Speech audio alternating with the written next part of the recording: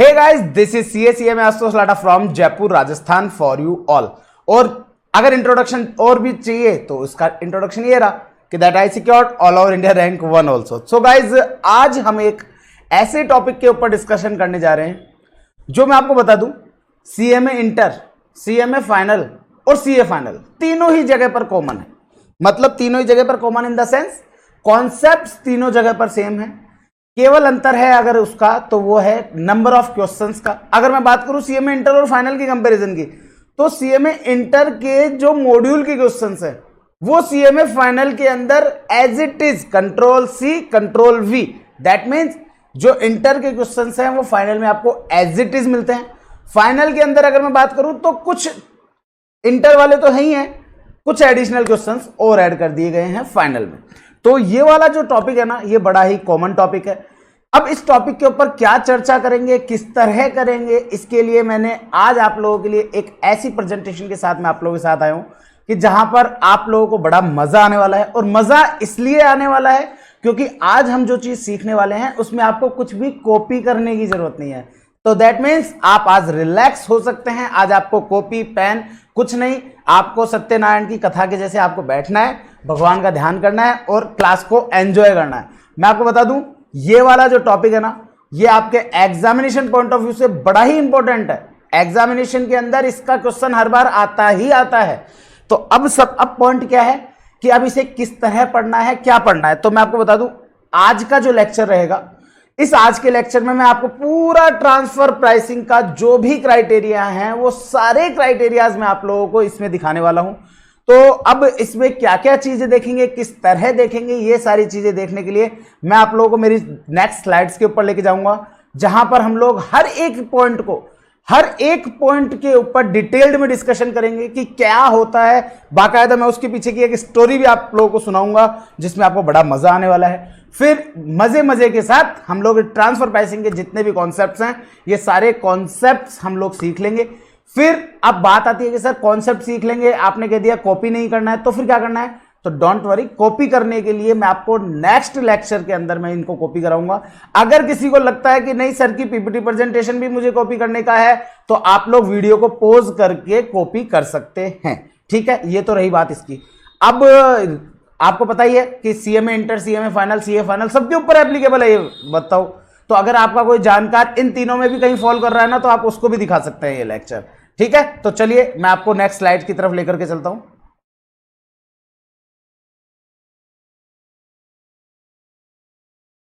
ये खुल चुका है पर्दा। हम लोग जो पढ़ने जा रहे हैं उस टॉपिक का नाम क्या है? टॉपिक का नाम है ट्रांसफर प्राइसिंग। मैं हो सकता है आई डोंट नो कि मैंने ऑल्दो इसके अंदर जो कलर्स यूज किए हैं वो इसी हिसाब से यूज किए हैं कि आपको वीडियो में क्लियरली विजिबल हो। अगर कहीं पर कोई दिक्कत भी आएगी तो आप डोंट वरी, मैं डिक्टेट भी करूंगा तो आप लोग वहां से ढंग से समझ सकते हैं। तो ये टॉपिक का नाम है ट्रांसफर प्राइसिंग। ये टॉपिक जो है ना, ये आपका CMA इंटर फाइनल और CA फाइनल इसके ऊपर भी एप्लीकेबल होता है। ठीक है, अब एक स्लाइड मेरे इंट्रोडक्शन के लिए। ये आपको नजर आ रहे होंगे, ये आप लोगों को नजर आ रहा है बिल्कुल राइट साइड के अंदर जो फोटो नजर आ रही है, इसमें फोटो के अंदर राइट साइड में जो है ये आपके CACM आशुतोष लाटा सर, बीच में कौन है और साइड में कौन है, तो उनके लिए ये रहा उनका introduction. That is felicitation by member of parliament honourable mister Ramcharan Bohra. जी हाँ, रामचरण बोहरा जी जो हमारे जयपुर से मेंबर ऑफ पार्लियामेंट है उनके द्वारा, and MLA mister Rajkumar Sharma, ये हमारे राजस्थान स्टेट लेजिस्लेचर के MLA है। और इन्होंने मेरे को ये किस चीज के लिए सम्मानित किया है, तो वो है ये, that is CMA final all India rank 1। चलिए, ये तो हो गया मेरा इंट्रोडक्शन। अब आते हैं एक ट्रांसफर प्राइसिंग के डिस्कशन पर। आई होप सो आप सब लोगों ने इस ग्रुप का नाम जरूर सुना होगा। हो सकता है आप लोगों ने कभी इनके ड्रेसेस, इनका फैब्रिक ये लिया होगा।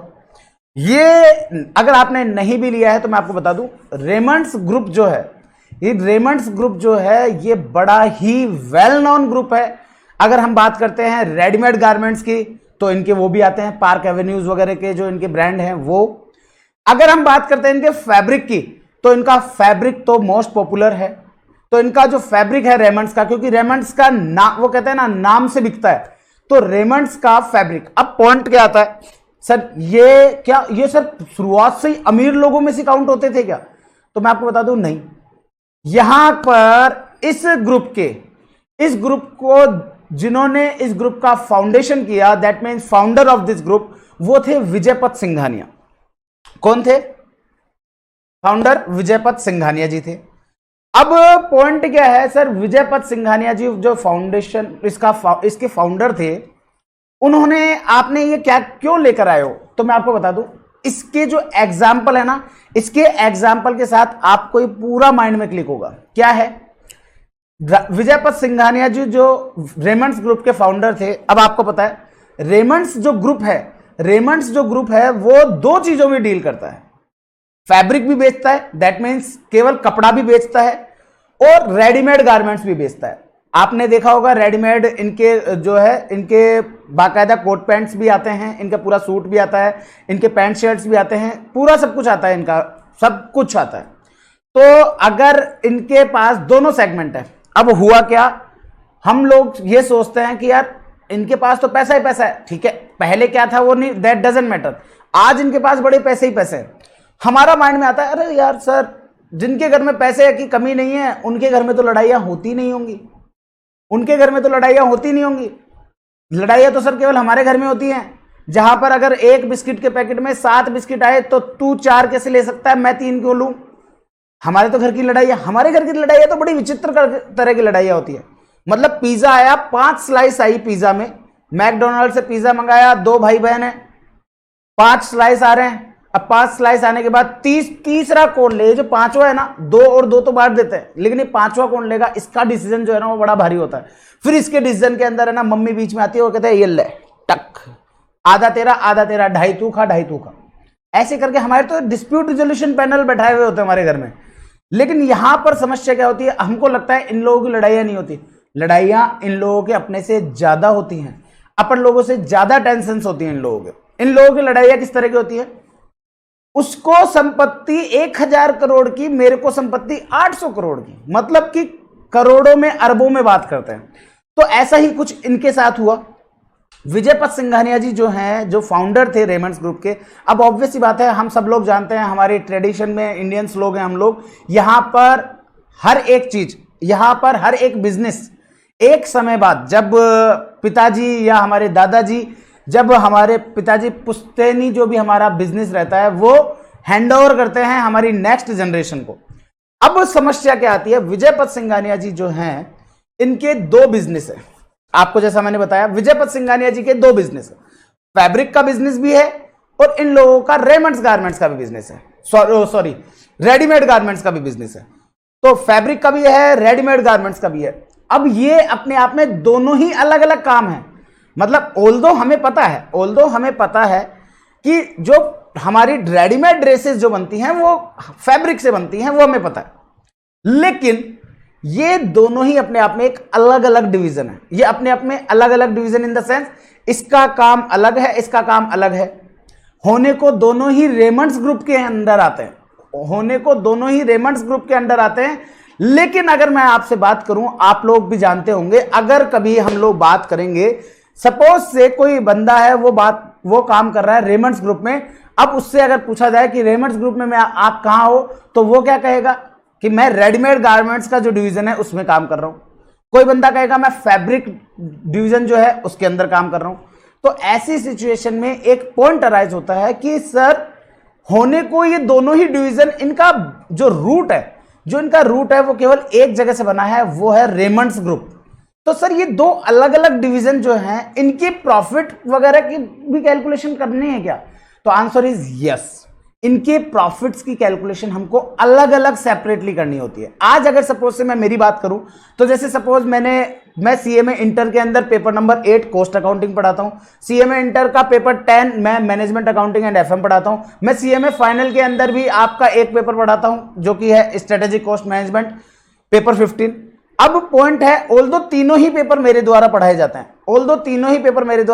हैं, लेकिन समवेयर मैं जब मेरे अकाउंटेंट से बात करता हूं तो मैं उससे क्या पूछूंगा कि भैया मुझे ये बताओ, मुझे पेपर नंबर 8 की कितनी क्लासेस हैं और उसमें मुझे क्या बेनिफिट है, पेपर 15 की मेरी कितनी क्लासेस है उसमें मुझे क्या बेनिफिट है, पेपर 10 की मेरी कितनी क्लासेस गई, उसमें मुझे क्या बेनिफिट है। सर इसका क्यों आप कैलकुलेट कर रहे हो? मैं कहा इसका इसलिए मैं कैलकुलेट कर रहा हूं ताकि मैं ये डिसाइड कर सकूं कि मेरा मोस्ट प्रॉफिटेबल सेगमेंट कौन सा है। यहां पर बात करूंगा पेपर 8 की, तो वो मेरे लिए एक सेगमेंट है, पेपर 10 की वो मेरे लिए एक सेगमेंट है, पेपर 15 की वो मेरे लिए एक अलग अलग सेगमेंट है। मुझे ये देखना है कि यार मेरा पेपर 15 के अंदर इस बार पिछले 15 दिनों के अंदर 400 बच्चों ने मेरी क्लास ली है और वहीं पेपर 8 की केवल 150 बच्चों ने क्लास ली है, तो क्या ऐसा पॉइंट आ रहा है। फिर मैं उसके ऊपर एनालिसिस करूंगा,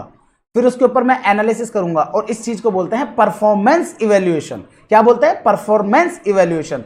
अगर मैं बात करूं रेमंड्स ग्रुप की, तो रेमंड्स ग्रुप के अंदर 2 डिवीजन हो गए, एक फैब्रिक डिवीजन, एक आपका रेडीमेड गारमेंट्स का जो डिवीजन है वो। यहां पर अगर विजयपत सिंघानिया जी आज सुबह एक बड़े बेटे को भेजा तेरे को, अब उन्होंने क्या किया ना, उन्होंने 2 डिवीजन थे आपका फैब्रिक डिवीजन, ये आपका readymade garments division. Fabric division उन्होंने दिया अपने बड़े बेटे को, रेडीमेड गारमेंट्स का जो डिवीजन है वो दिया अपने छोटे बेटे को। डेली शाम को तीनों बाप बेटे अपने एक डाइनिंग टेबल पर बैठते हैं, खाना खाने से पहले 15 मिनट का एक बिजनेस डिस्कशन करते हैं। बिजनेस डिस्कशन के अंदर उन्होंने वो अपने बड़े बेटे से पूछते हैं कि तुम बताओ कि तुमने फैब्रिक का आज कितना टर्नओवर किया, नॉर्थ इंडिया में कितना रहा, साउथ इंडिया में कितना रहा, पूरा ऑल ओवर इंडिया कितना टर्नओवर रहा आज का। तो उन्होंने उनसे पूछा, उनका कहना था कि पापा मैंने ना आज जो नेट बेनिफिट अगर मैं आज बताऊं तो मेरे को जो हमारी अकाउंट्स टीम है, अकाउंट्स टीम से मैंने आते टाइम मैंने पूछा था, अकाउंट्स टीम का कहना था कि हमको फैब्रिक से आज में 225 करोड़ का फायदा हुआ है, आज में हमको 225 करोड़ का फायदा हुआ है। एट द सेम टाइम दूसरा डिवीजन कौन? छोटे बेटे का। छोटे बेटे से पूछा कि तुम बताओ तुम्हारा क्या रहा, तो उन्होंने कहा पापा मेरे को ना एक्चुअली ना ये लिवाइस का, रैंगलर का, ली कुपर का, इन सब चीजों के कारण से ना मुझे काफी कंपटीशन फेस करना पड़ रहा है। फैब्रिक तो क्या है ना हमारा मोनोपोली मार्केट है, फैब्रिक के अंदर तो हम तो क्या है मोनोपोली में है, क्योंकि फैब्रिक हमसे बेटर कोई बहुत रेयरेस्ट कोई हमारे कंपटीशन में आसपास भी है। लेकिन यहां पर पापा हम ना लिवाइस में, रैंगलर में, ब्लैकबेरी में, इसमें हमारा कंपटीशन रहता है जो कि हमारा बड़ा टाइट कंपटीशन है।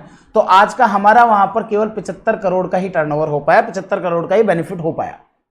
तो पापा ने बोला कि उनको फैब्रिक के अंदर 225 करोड़, तुम्हारा 75 करोड़, परफॉर्मेंस किसकी बेटर आ रही है? परफॉर्मेंस ऑब्वियस ही बात है 225 वाले की याद। अब दोनों ही बच्चों को ना बिजनेस तो हैंड ओवर कर दिया, लेकिन इनको सैलरी पे रखा। ऑल्दो घर के बिजनेस वाले लोग इतना इनको बेटों को थोड़ी सैलरी देंगे, लेकिन सपोज इनको सैलरीज पे रखा, तो सैलरी पर अगर रखा हुआ है तो ऐसे सिचुएशन के अंदर अब मुझे एक चीज बताओ कि Vijaypat Singhania ji being an founder of Raymonds group, वो दोनों बेटों में से किस बेटे को एक्स्ट्रा बेनिफिट देंगे? किस बेटे को एक्स्ट्रा बेनिफिट देंगे? क्यों? उसने 225 करोड़ का किया, इसने 75 करोड़ का किया, ओवरऑल तो 300 करोड़ का हुआ ना। तो दोनों जो छोटा वाला बच्चा होगा ना जिसका 75 करोड़ का हुआ है, पापा क्या मतलब पड़ता है, भैया ने 225 किया मैंने 75 किया, अपने घर में तो 300 करोड़ का मुनाफा हुआ ना। तो कहा नहीं, ऐसे नहीं, यहां पर 225 करोड़ तेरे भैया ने परफॉर्मेंस दी है, तो इस परफॉर्मेंस के बेसिस पर आपको दिया जाता है परफॉर्मेंस इंसेंटिव। क्या दिया जाता है? इंसेंटिव।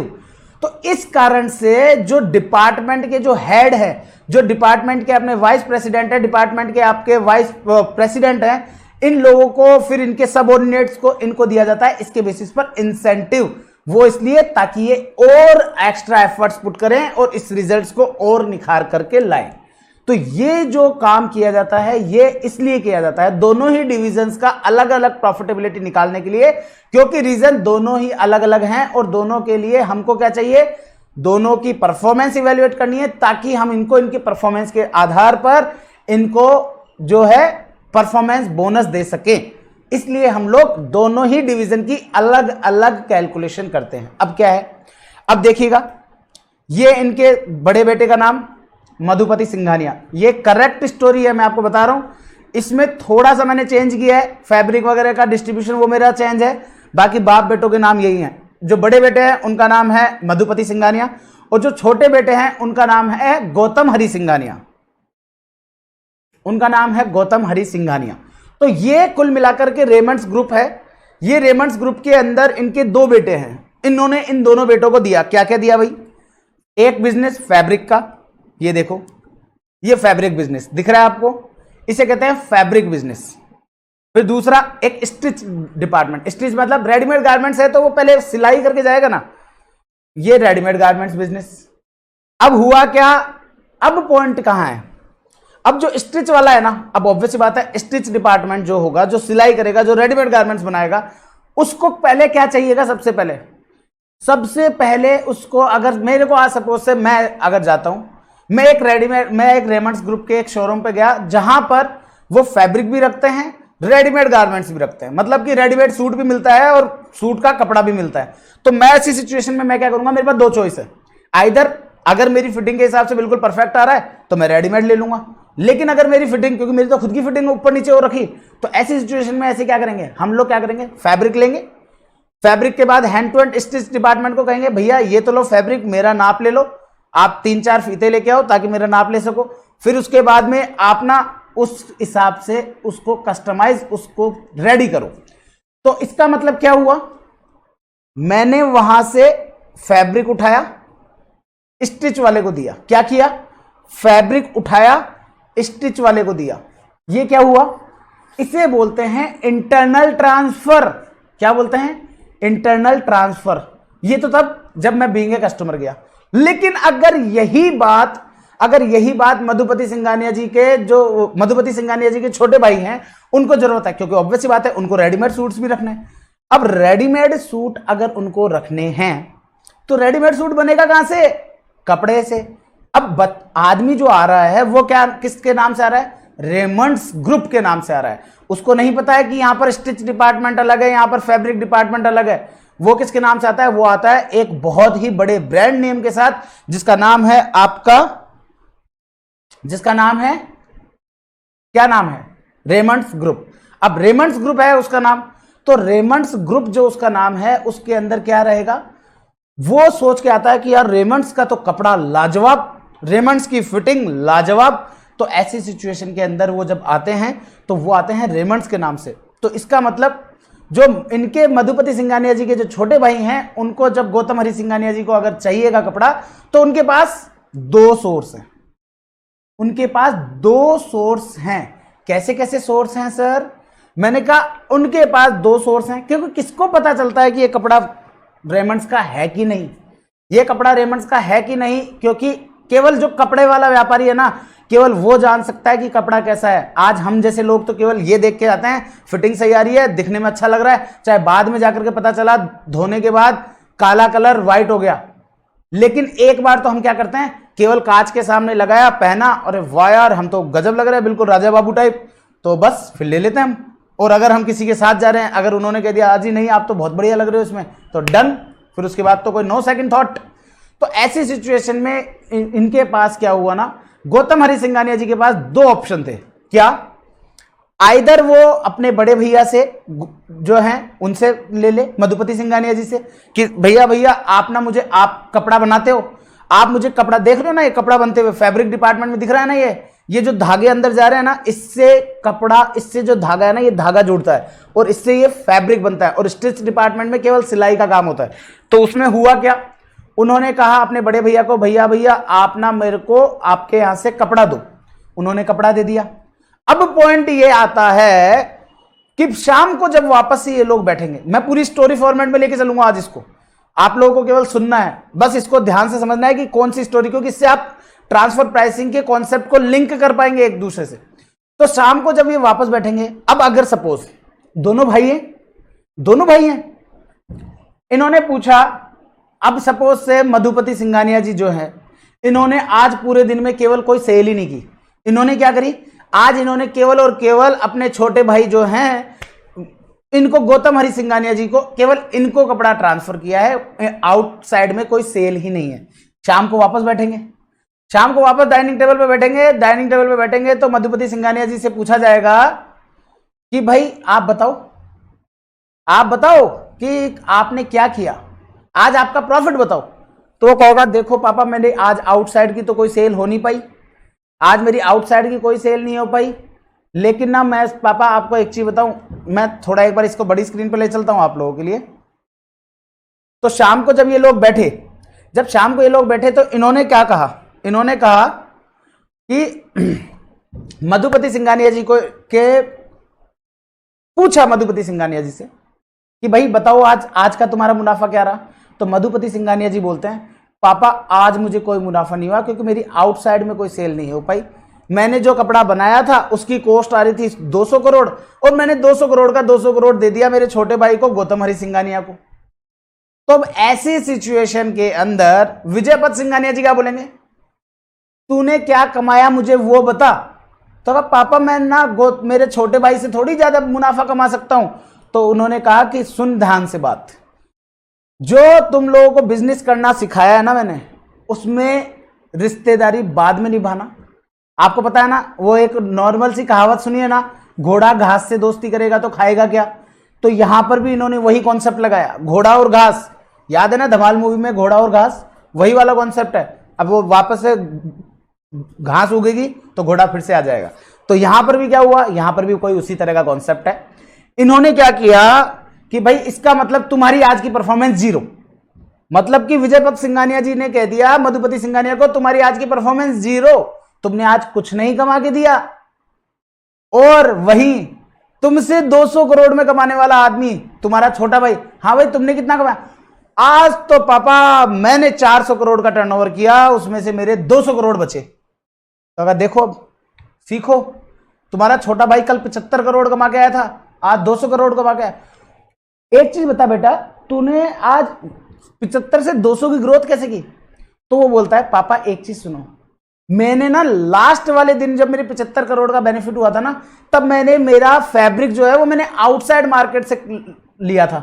अब उन्होंने 200 करोड़ का जो फैब्रिक था वो उन्होंने मेरे को 350 करोड़ का, उन्होंने 125 करोड़ का मुनाफा जोड़ के मुझे 325 करोड़ का दिया। तो मेरे लिए कॉस्ट 300 करोड़ की पड़ी, तो मेरे लिए कॉस्ट 300 करोड़ की पड़ी, 325 करोड़ की पड़ी।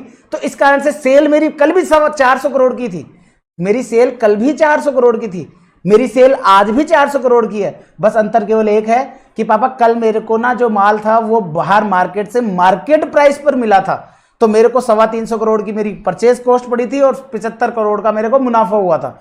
आज मेरे को भैया से मैंने माल ले लिया, भैया से मेरे को 200 करोड़ में मिल गया, तो मेरे को 200 करोड़ का बेनिफिट हो गया।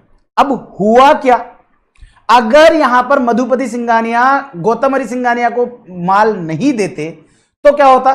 तो गौतम हरि सिंघानिया जी जो हैं उनको बाहर आउटसाइड मार्केट से माल लेके आना होता और इनको आज भी वही 75 करोड़ का बेनिफिट होता।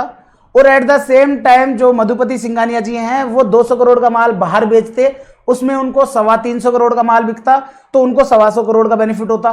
तो इन शॉर्ट रेमंड्स ग्रुप की अगर मैं बात करता हूं, रेमंड्स ग्रुप की, तो रेमंड्स ग्रुप को तो वही बेनिफिट हो गया, क्योंकि रेमंड्स ग्रुप में 125 करोड़ तो उनके बड़े भाई बेटे ने कमा लिया और 75 करोड़ छोटे बेटे ने कमा लिया, तो उनको तो बेनिफिट वही हो गया। Raymond's group as a whole उनको तो 200 करोड़ का ही बेनिफिट हो गया। लेकिन यहां पर हुआ यह था कि अगर वो ऑन कॉस्ट देता है तो जो फैब्रिक डिपार्टमेंट है उस फैब्रिक डिपार्टमेंट का जो प्रॉफिट है वो यहां से ट्रांसफर होकर के केवल और केवल स्टिच डिपार्टमेंट में ही हो गया, और इससे परफॉर्मेंस प्रॉपरली इवेल्युएट नहीं हो सकती। तो इससे परफॉर्मेंस प्रॉपरली इवेल्युएट नहीं हो सकती। तो ऐसी सिचुएशन के अंदर अब पॉइंट आता है, तो सर इसके लिए करें क्या, तो इसके लिए करें क्या, तो भाई इसके लिए एक नया चैप्टर पढ़ के आओ, आशुतोष लाटा सर से, बहुत अच्छा पढ़ाते हैं वो, जिसे बोलते हैं ट्रांसफर प्राइसिंग। तो मधुपति सिंघानिया अब अगली क्लास अगले बैच में मेरे से मधुपति सिंघानिया जी मेरे यहाँ पे रजिस्ट्रेशन कराएंगे और मेरे को SCM की पेपर 10 की इनकी फीस मेरे को देंगे, ताकि उनको ट्रांसफर प्राइसिंग का कॉन्सेप्ट समझ में आए और ताकि वो उनकी परफॉर्मेंस अच्छी बन सके, ताकि उनको बोनस मिले। अब यहाँ पर छोटा बेटा खेल गया, उन्हें उसने मौज कर दी। तो ये that's all the concept of transfer pricing, ये पूरा कॉन्सेप्ट है ट्रांसफर प्राइसिंग का। अब होगा क्या, वो वहां से फैब्रिक लेगा, ये स्टिच करेंगे और फिर ये पूरा सूट रेडी हो जाएगा, ये पूरा सूट रेडी हो जाएगा और सूट के साथ साथ हमारे राजा बाबू रेडी हो चुके हैं। तो this is all about transfer pricing, ये पूरा का पूरा जो चीज है ये ट्रांसफर प्राइसिंग है। मैं एक बार आपको वापस से समझा देता हूं दोनों एग्जांपल के साथ, एक बार फिर से हम लोग रिकैप कर लेते हैं। मैंने बताया था फर्स्ट डे यहां पर जो आपके मधुपति सिंघानिया जी हैं, इन्होंने $225 करोड़ का प्रॉफिट कमाया था, क्योंकि इन्होंने आउटसाइड भी सेल किया था और इंटरनल ट्रांसफर भी किया था, सारा सब कुछ के साथ इन्होंने $225 करोड़ का प्रॉफिट कमाया। लेकिन नेक्स्ट डे बड़े बेटे ने कुछ नहीं कमाया, छोटे बेटे ने 200 करोड़ कमा लिए। क्यों? क्योंकि छोटे बेटे को जो माल पिछले दिन मार्केट प्राइस से खरीद के लेके आया था वो माल आज इनको कॉस्ट में मिल गया, तो ऑब्वियस सी बात है इनकी परचेजिंग कॉस्ट बिल्कुल 325 करोड़ की जगह 200 करोड़ ही रह गई। तो ये पूरा का पूरा जो बेनिफिट, यही बेनिफिट, मतलब कि उसने तो 200 करोड़ कमा लिए, क्योंकि उसके लिए तो ऑन कॉस्ट पड़ गया माल, तो उसने ऑन कॉस्ट पड़ गया तो ये ले लिया। अब पॉइंट आता है कि वहां से उसने अगर वो उसने दिया होता तो वो कितने में पड़ता।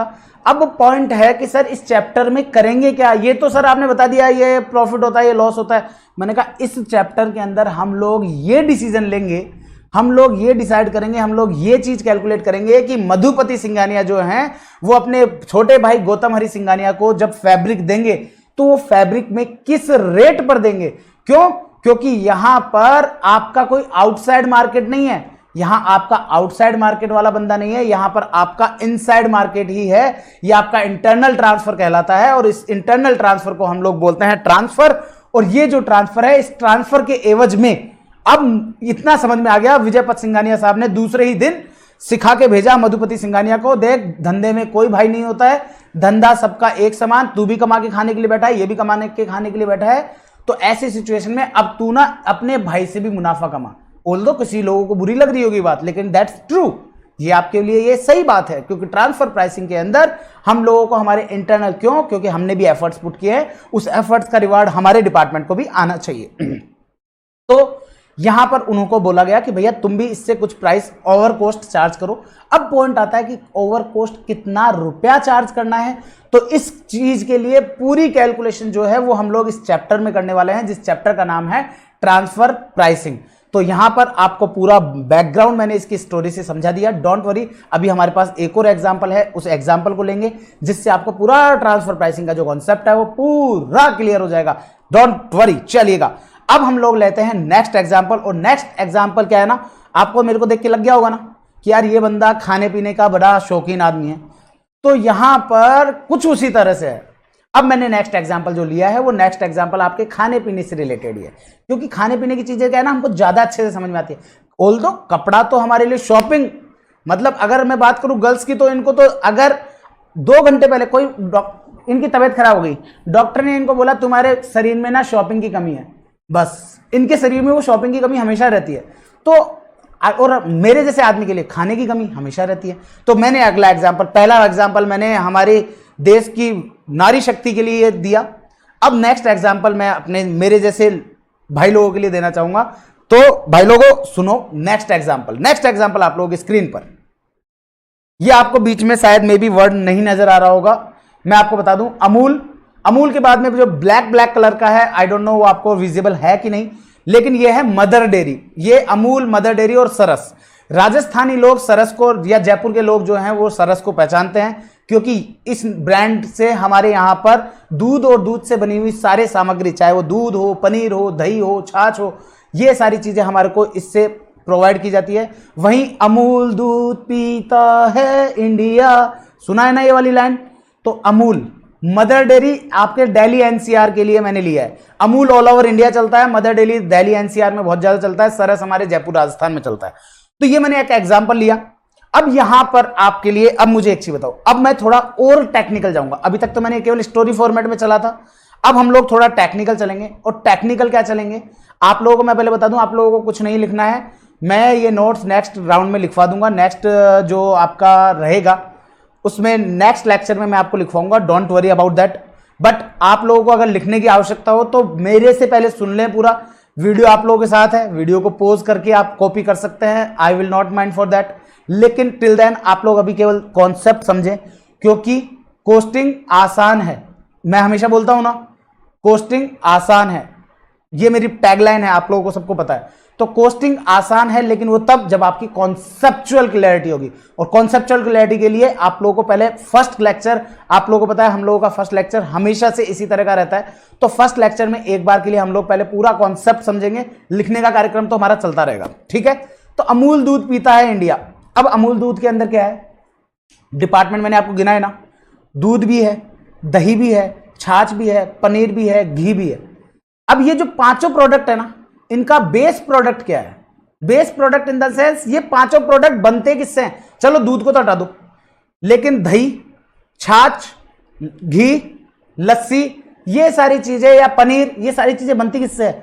ये एक बार ये पहले दही दूध होता है, फिर उस दूध से बनाई जाती हैं। दूध से ही दही बनाया जाता है, दूध से ही आपका पनीर बनाया जाता है। दूध को फाड़ के, मतलब कि फाड़ के उसका वो बनाया जाता है। दूध से मावा भी बनता है। तो अब ये क्या चीज है?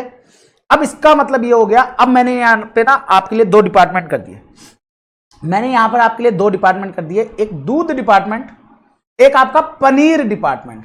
दूध और पनीर, अब आपको पता है ना, पनीर डिपार्टमेंट और दूध डिपार्टमेंट दोनों अलग अलग कार्यक्रम है। होने को अगेन एक ही ग्रुप के अंदर काम कर रहे हैं, होने को एक ही ग्रुप है। अमूल, मैं अमूल का एग्जांपल को कैरी ऑन कर रहा हूं। अमूल दूध पीता है इंडिया, अमूल का एग्जांपल है। तो अमूल का दो डिवीजन है, एक मिल्क डिवीजन, एक paneer division. Milk division, paneer division. आपको पता है पनीर किससे बनता है? दूध से।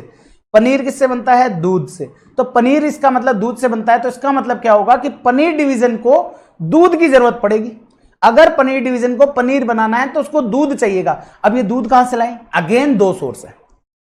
अगेन पनीर बनाने के दो सोर्स हैं, पता है ना आपको? दो सोर्स, टू। क्या?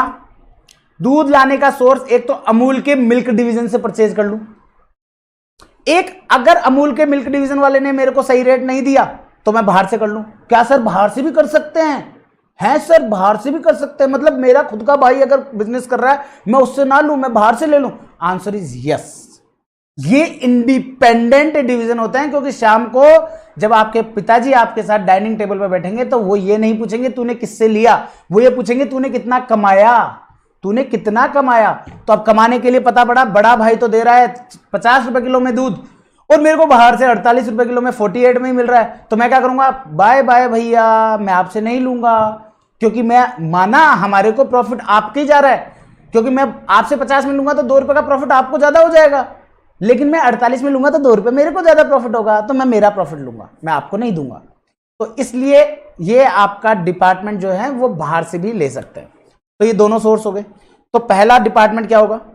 Supplier department. और सप्लायर डिपार्टमेंट कौन होगा? अब मुझे एक चीज बताओ, पनीर डिपार्टमेंट कौन होगा? ऑब्वियस सी बात है, रिसिपिएंट डिपार्टमेंट, क्योंकि पनीर डिपार्टमेंट को दूध लेना है, मिल्क डिपार्टमेंट को दूध देना है। तो दूध की सप्लाई करने वाला सप्लायर डिपार्टमेंट, और आपका जो पनीर है वो रिसिपिएंट डिपार्टमेंट। अब देखिएगा, ये रिसिपिएंट डिपार्टमेंट हो गया जिसमें हम पनीर, कर्ड, घी डिवीजन, मैंने इसको पनीर, कर्ड, घी डिवीजन के नाम से दिया। ध्यान से समझिएगा। अब होगा क्या?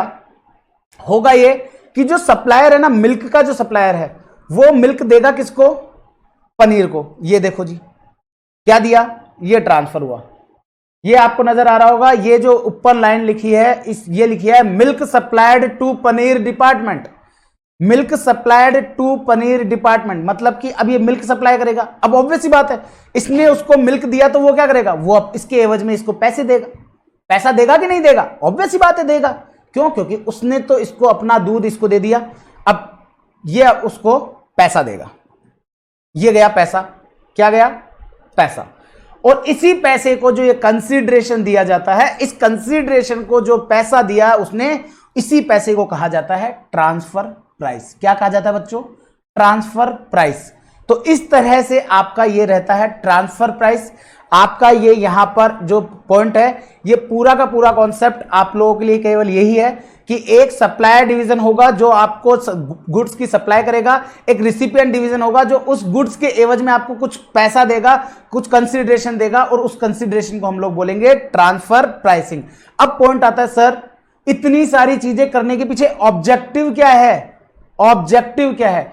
तो अब ऑब्जेक्टिव मुझे एक चीज बताओ, दूध डिपार्टमेंट क्या चाहेगा? मिल्क डिपार्टमेंट, दूध डिपार्टमेंट नहीं, मिल्क डिपार्टमेंट, कुछ बच्चे हमारे अंग्रेजी माध्यम के हैं जिनको हिंदी समझ में कम आ जाती है, कोई दिक्कत नहीं है, I am flexible. Milk department जो है, मिल्क डिपार्टमेंट के लिए ऑब्जेक्टिव क्या होगा? मिल्क डिपार्टमेंट क्या चाहेगा? मिल्क डिपार्टमेंट ये चाहेगा ना कि यार ये मेरा जो दूध है ये ज्यादा से ज्यादा रुपए में ट्रांसफर हो। मानते नहीं मानते? और पनीर डिपार्टमेंट क्या चाहेगा? मुझे कम से कम में मिले। सर ऐसा क्यों? क्योंकि सिंपल चीज है, सपोज से मिल्क डिपार्टमेंट की कॉस्ट पड़ती है 40 रुपए लीटर। अब वो क्या चाहेगा? यार 50 में दूंगा 10 रुपए कमाऊंगा, 55 में दूंगा 15 रुपए कमाऊंगा। अरे माना उसके लिए पनीर डिपार्टमेंट के लिए कॉस्ट एक्स्ट्रा बढ़ रही है, हाँ, तो इसका मतलब इसका पॉइंट क्या होगा, ये ज्यादा से ज्यादा प्रॉफिट कमाना चाहेगा, तो उसके लिए क्या चाहेगा कि ज्यादा से ज्यादा ट्रांसफर प्राइस हो। बच्चे बोलते हैं सर ज्यादा से ज्यादा करके क्या करेगा, वो लेगा ही नहीं। तो नहीं, वो उसको भी पता है, ये मिल्क डिपार्टमेंट को भी पता है कि मार्केट के अंदर रेट क्या है। वो क्या करेगा, मार्केट की जो रेट है उससे 1 रुपया कम तक वो पहुंचेगा कि यार क्यों, या मिल्क मार्केट तक भी पहुंचेगा। क्यों? क्योंकि अगर मार्केट प्राइस और ये दोनों की अगर इंडिफरेंस है, अगर दोनों की सेम है, तो पनीर डिपार्टमेंट हमसे ही लेगा, क्योंकि हमारे घर का आदमी है, हमारे घर का आदमी है, तो वो हमसे ही लेगा। लेकिन पॉइंट क्या है, अब मैं यहां पर 40 रुपए की कॉस्ट का माल 42 रुपए में दे दूं क्या, जब मेरी मार्केट प्राइस 55 रुपए हो? तो आंसर क्या होगा, नो। तो मैं क्या चाहूंगा, मेरा माल, क्योंकि अब आप इसको है ना दो, एक ही कंपनी के दो डिवीजन मत मानो, इसको आप ये मानते चलो ये दो अलग अलग कंपनियां हैं। तो मैं क्या चाहूंगा, मिल्क डिपार्टमेंट क्या चाहेगा कि भाई मुझे ज्यादा से ज्यादा प्रॉफिट हो। अब ज्यादा से ज्यादा प्रॉफिट के लिए क्या करना होगा, उसको ज्यादा से ज्यादा प्राइस चार्ज करनी पड़ेगी ट्रांसफर प्राइस की। तो देखिएगा इसका ऑब्जेक्टिव क्या रहेगा, तो टू मैक्सिमाइज रेवेन्यू, इसका ऑब्जेक्टिव रहेगा मैक्सिमाइज रेवेन्यू, जो कि क्या होगा, ऑन ट्रांसफर ऑफ मिल्क, जो कि है इंटरमीडिएट प्रोडक्ट, इसको हम बोलेंगे इंटरमीडिएट प्रोडक्ट। इंटरमीडिएट मतलब कि पनीर बनाने के लिए ये इंटरमीडिएट का काम करता है, क्योंकि ये जब जाएगा तभी उससे पनीर बनेगा। तो ये क्या चाहेगा, मैक्सिमाइज रेवेन्यू। अब आते हैं, बात करते हैं पनीर डिपार्टमेंट की। पनीर डिपार्टमेंट क्या चाहेगा सर, पनीर डिपार्टमेंट तो ये चाहेगा कि भाई कैसे भी करो मुझे तो इसकी प्राइस कम से कम में मिल जाए, कम से कम में मिल जाए। क्यों? क्योंकि पनीर वाले को पता है कि मैं इससे जो पनीर बनाऊंगा वो मेरा पनीर बनेगा 60 रुपए का बिकेगा। तो वो क्या चाहेगा, यार अगर 55 में बड़े भैया ने 55 में दिया तो मैं 5 रुपए कमाऊंगा, अगर वो 50 में दे देंगे भैया तो मैं 10 कमाऊंगा, भैया अगर 45 में दे देंगे तो मैं 15 कमाऊंगा। तो पनीर डिपार्टमेंट क्या चाहेगा कि मुझे सस्ते से सस्ते में मिले, ताकि मेरे को, ये क्या चाहेगा, ये चाहेगा मेरे को सबसे कम कॉस्ट पे मिल जाए, ताकि मेरा प्रॉफिट ज्यादा से ज्यादा हो सके। तो ये क्या चाहेगा, इसका ऑब्जेक्टिव रहेगा to minimise cost on purchase of milk. तो वो तो चाह रहा है कि मेरा ज्यादा से ज्यादा में बिके, मैक्सिमाइज रेवेन्यू, ये चाहेगा मिनिमाइज कॉस्ट। ये इन दोनों के ऑब्जेक्टिव हो गए। अब ये तो हो गए इनके ऑब्जेक्टिव। अब पूरे Amul company as a whole का भी तो ऑब्जेक्टिव होता होगा ना, तो पूरी कंपनी का ऑब्जेक्टिव क्या है, ये आ गए अब कंपनी के ऑब्जेक्टिव। ध्यान से सुनना मैंने जो पढ़ा रहा हूं। तो इसका ऑब्जेक्टिव, सप्लायर का डिपार्टमेंट का ऑब्जेक्टिव कि भैया मेरे को ज्यादा से ज्यादा रोकड़ा मिले, और वो क्या कहेगा, मेरे कम से कम रोकड़ा जाए। तो अब लेकिन बात करते हैं ओवरऑल कंपनी के ऑब्जेक्टिव पर। अब मुझे एक चीज बताओ, सपोज से मिल्क डिपार्टमेंट जो है, मिल्क डिपार्टमेंट की जो कैपेसिटी है, मिल्क डिपार्टमेंट की कैपेसिटी जो है, मिल्क डिपार्टमेंट की कैपेसिटी है 1 लाख लीटर बनाने की। कितनी? 1 लाख लीटर दूध पर डे बनाने की। बनाना इन द सेंस, उनके पास इतनी सारी जो भी दूध देने वाले जो है हमारे लोग, मतलब जानवर, जैसे कि हमारी गाय हैं, भैंस है, कई बार बकरी का भी दूध आता है, तो वो है। तो उनके पास इतने सारे लोग हैं, इतनी सारी हैं कि उनसे 1 लाख लीटर दूध इनको पर डे इनके पास आता है। पर डे इनके पास आने की कैपेसिटी है 1 लाख लीटर। अब पॉइंट आता है, उसको रिफाइन वगैरह कर करा के ये लोग 1 लाख लीटर बना लेते हैं। अब 1 लाख, सर रिफाइन मतलब, अरे पानी वगैरह मिला के। आपको क्या लगता है डेयरी वाले दूध आपको प्योर दूध आता है? वो बस हमको थैली का अलग अलग कलर दिखा देते हैं वो, तो हमको लगता है अरे भाई ये वाला अच्छा वाला, तो जितना महंगा उतनी हिसाब से कम पानी वाला मिल जाएगा। ठीक है, तो अब ऐसी सिचुएशन में अगर सपोज से मिल्क डिपार्टमेंट है, मिल्क डिपार्टमेंट की कैपेसिटी है 1 लाख लीटर दूध बनाने की। इसका मतलब अगर उसकी डिमांड बाहर मार्केट में 80,000 लीटर ही है, अगर बाहर मार्केट में उसकी डिमांड 80,000 लीटर ही है, तो इसका मतलब क्या हुआ, इसका मतलब 20,000 लीटर की कैपेसिटी उसकी स्पेयर है। और 20 लाख लीटर की जो इसकी कैपेसिटी स्पेयर है, तो वो हम क्या चाहेंगे कि यार हमारे लिए तो ऑन कॉस्ट काम हो जाएगा। तो हम चाहेंगे कि जो 20 लाख लीटर की जो हमारी कैपेसिटी बच रही है, वो 20 लाख लीटर की जो कैपेसिटी है वो हम लोग हमारे रिसिपिएंट पनीर डिपार्टमेंट को दे दें। अब मुझे एक चीज बताओ, आपका जो प्रोडक्ट है मिल्क डिपार्टमेंट, वो क्या चाहेगा कि भैया देखो मैं आपको ट्रांसफर कर दूंगा, मैं आपको ट्रांसफर कर दूंगा, लेकिन माना मैं आपको ऑन कॉस्ट भी दे दूंगा, मैं आपको ऑन कॉस्ट भी दे दूंगा, लेकिन ऑन कॉस्ट का मतलब क्या है कि मेरी जो प्रोडक्शन लागत है ना, वो तो मैं आपसे लूंगा ही लूंगा, प्लस अगर मेरे को आपको देने के कारण से मैं कोई मेरी बाहर की सेल अगर छोड़ रहा हूं ना, मैं अगर कोई बाहर की सेल अगर मैं छोड़ रहा हूं, तो मैं आपसे उसके पैसे भी चार्ज करूंगा, क्योंकि वो मेरे लिए अपॉर्चुनिटी कॉस्ट है। क्या होती है? Opportunity cost. आपको पता है अपॉर्चुनिटी कॉस्ट क्या होती है?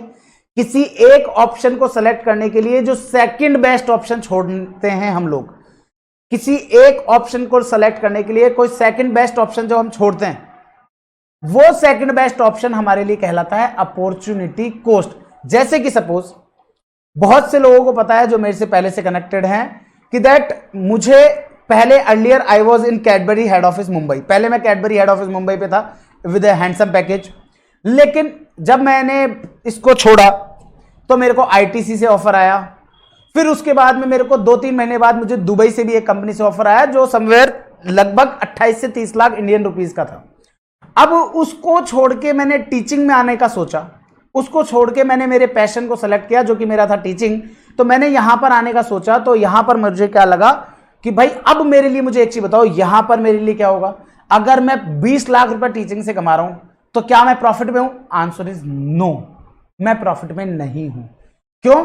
क्योंकि अगर मैं टीचिंग में नहीं आता तो आप उस चीज को, सेटिस्फैक्शन को साइड करो, सेटिस्फैक्शन की वैल्यू नहीं कर रहा, मैं ओनली फाइनेंशियल कंसीडरेशन की बात कर रहा हूं। तो फाइनेंशियली मुझे वहां 28 से 30 लाख रुपए मिल रहे थे, यहां मुझे 20 लाख रुपए मिल रहा है, तो इसका मतलब मुझे अभी भी 8 लाख का लॉस चल रहा है। रीजन क्या हुआ? क्योंकि मैंने उस 28 लाख को as a opportunity cost treat किया।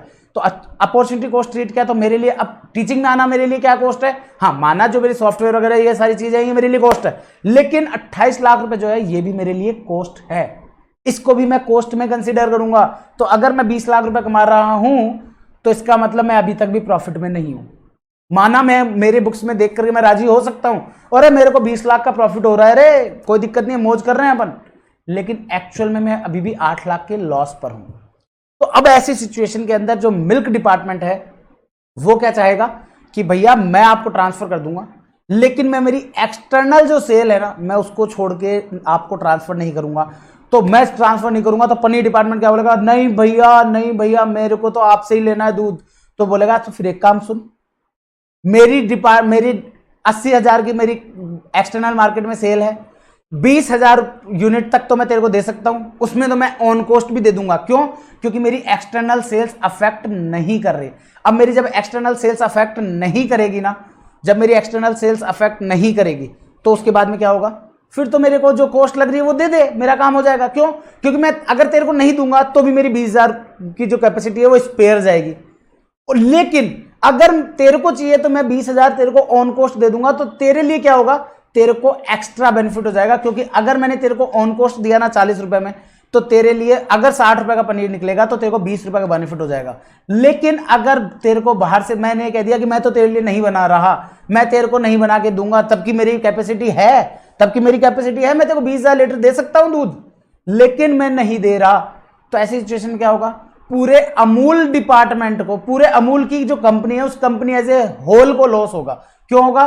क्योंकि कंपनी एज ए होल को इसलिए लॉस होगा क्योंकि पनीर डिपार्टमेंट बाहर से परचेज करके लाएगा 50 रुपए में, तो उसको 10 रुपए का ही प्रॉफिट हो पाएगा। और वहीं अगर मिल्क डिपार्टमेंट की हम स्पेयर कैपेसिटी को यूटिलाइज कर लेते तो हमारे को स्पेयर कैपेसिटी के यूटिलाइज करने से पूरे अमूल कंपनी का भी प्रॉफिट बढ़ता और हमारे पनीर और घी डिपार्टमेंट का भी प्रॉफिट बढ़ता।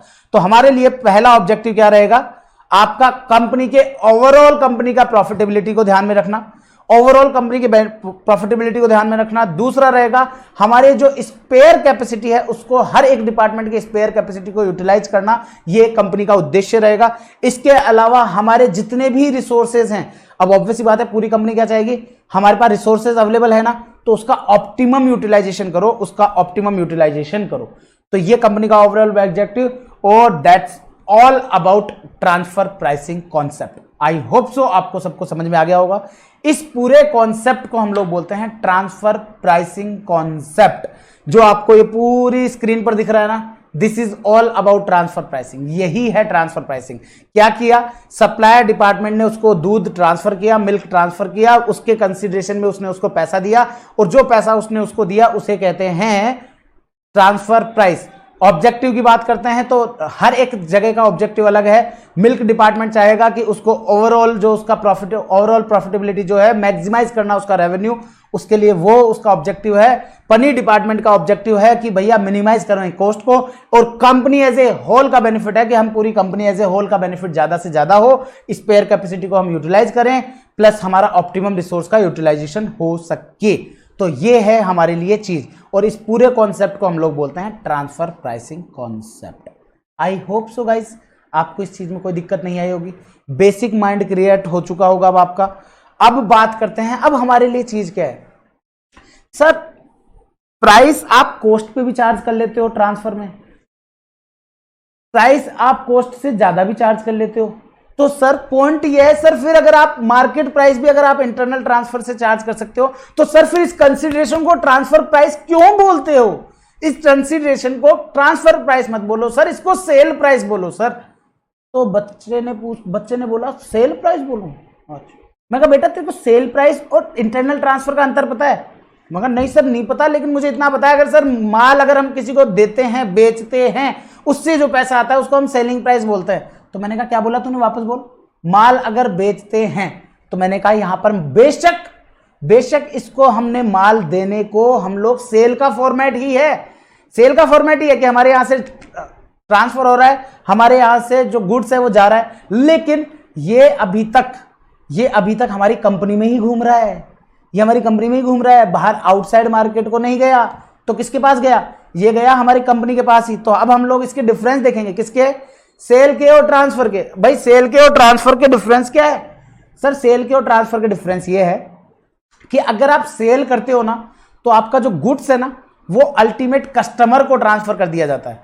लेकिन अगर मैं बात करूं ट्रांसफर के केस में, तो वहां पर आपका इंटरनल डिपार्टमेंट में ही ट्रांसफर है, तो इसका मतलब वो कंपनी के अंडर में ही है, अभी तक कंपनी के यहीं पर ही है। फिर नेक्स्ट अगर मैं बात करता हूं, तो यहां पर अगर मैं बात करूं प्रॉफिट रियलाइजेशन की, तो प्रॉफिट रियलाइजेशन के अंदर अगर मैं बात करता हूं, तो जब अगर मैं सेल करूंगा तो मेरे को प्रॉफिट होगा, लेकिन अगर मैं ट्रांसफर करता हूं तो बेशक ट्रांसफर करने वाले सप्लायर को तो प्रॉफिट होगा, लेकिन कंपनी के हाथ में प्रॉफिट नहीं होगा। इसका मतलब सेल करूंगा तो कंपनी के हाथ में प्रॉफिट है, सेल नहीं करूंगा तो कंपनी के हाथ में प्रॉफिट नहीं है। ट्रांसफर के केस में तो कंपनी के हाथ में कैसे प्रॉफिट होगा? सर एक एग्जांपल दो। मैंने कहा 40 रुपए का दूध आता है, कॉस्टिंग मेरी 40 रुपए, पनीर बिकता है 60 रुपए का, 40 रुपए का जो दूध है अब वो मेरे को कितने का देगा? सपोज से 40 रुपए का दूध है, 40 रुपए का दूध डिपार्टमेंट ने मेरे को दिया 48 रुपए में, 48 रुपीज में उसने मेरे को दिया। तो उसने कितना रुपया कमाया? 8 रुपया। कितना कमाया? 8 रुपया। अब उसने 48 में उसको दिया, उसने 48 को चीज को 60 में बेच दिया, उसने कितना कमाया? 12 रुपया, 12 रुपीज। तो 8 रुपए उसने कमाए, 12 रुपए उसने कमाए, कितने हो गए टोटल? पूरी कंपनी का प्रॉफिट बताओ, 20 रुपए। अब दूसरा क्वेश्चन, अगर सपोज से मिल्क डिपार्टमेंट इसी चीज को 45 में देता, तो 45 में देता 48 की जगह, तो ट्रांसफर मिल्क डिवीजन को 5 रुपए का प्रॉफिट होता, वहीं पनीर डिवीजन को कितना प्रॉफिट होता? 45 की चीज 60 में बेचता तो उसको 15 का, तो कंपनी एज ए होल का प्रॉफिट 20। इससे क्या हुआ सर? इसका मतलब तो ये हो गया सर, ट्रांसफर प्राइस 48 रखी थी, 48 रखी थी, तो भी कंपनी एज ए होल को 20 का प्रॉफिट। ट्रांसफर प्राइसिंग 45 रखी तो भी कंपनी एज ए होल को 20 का प्रॉफिट। सर ये क्या चीज है, क्या चक्कर है सर? प्राइस तो चेंज हो रही है, लेकिन आपके प्राइस चेंज के कारण से कंपनी के प्रॉफिट पे तो फर्क पड़ ही नहीं रहा। तो मैंने कहा वो इसलिए क्योंकि जो ट्रांसफर प्राइस है ना, that is basically notional price, वो बेसिकली नोशनल प्राइस है। इसलिए कंपनी एज ए होल के प्रॉफिट पर ट्रांसफर प्राइस का कोई फर्क नहीं पड़ेगा, क्योंकि अगर इसने ट्रांसफर प्राइस ज्यादा चार्ज कर ली तो ये वाला मेरे लिए तो ये डिवीजन ज्यादा कमा लेगा, ये डिवीजन कम कमा लेगा। इसने ट्रांसफर प्राइस कम चार्ज की तो ये कम कमा लेगा, ये वाला डिवीजन ज्यादा कमा लेगा, तो कंपनी एज ए होल के लिए तो बेनिफिट हो जाएगा ना।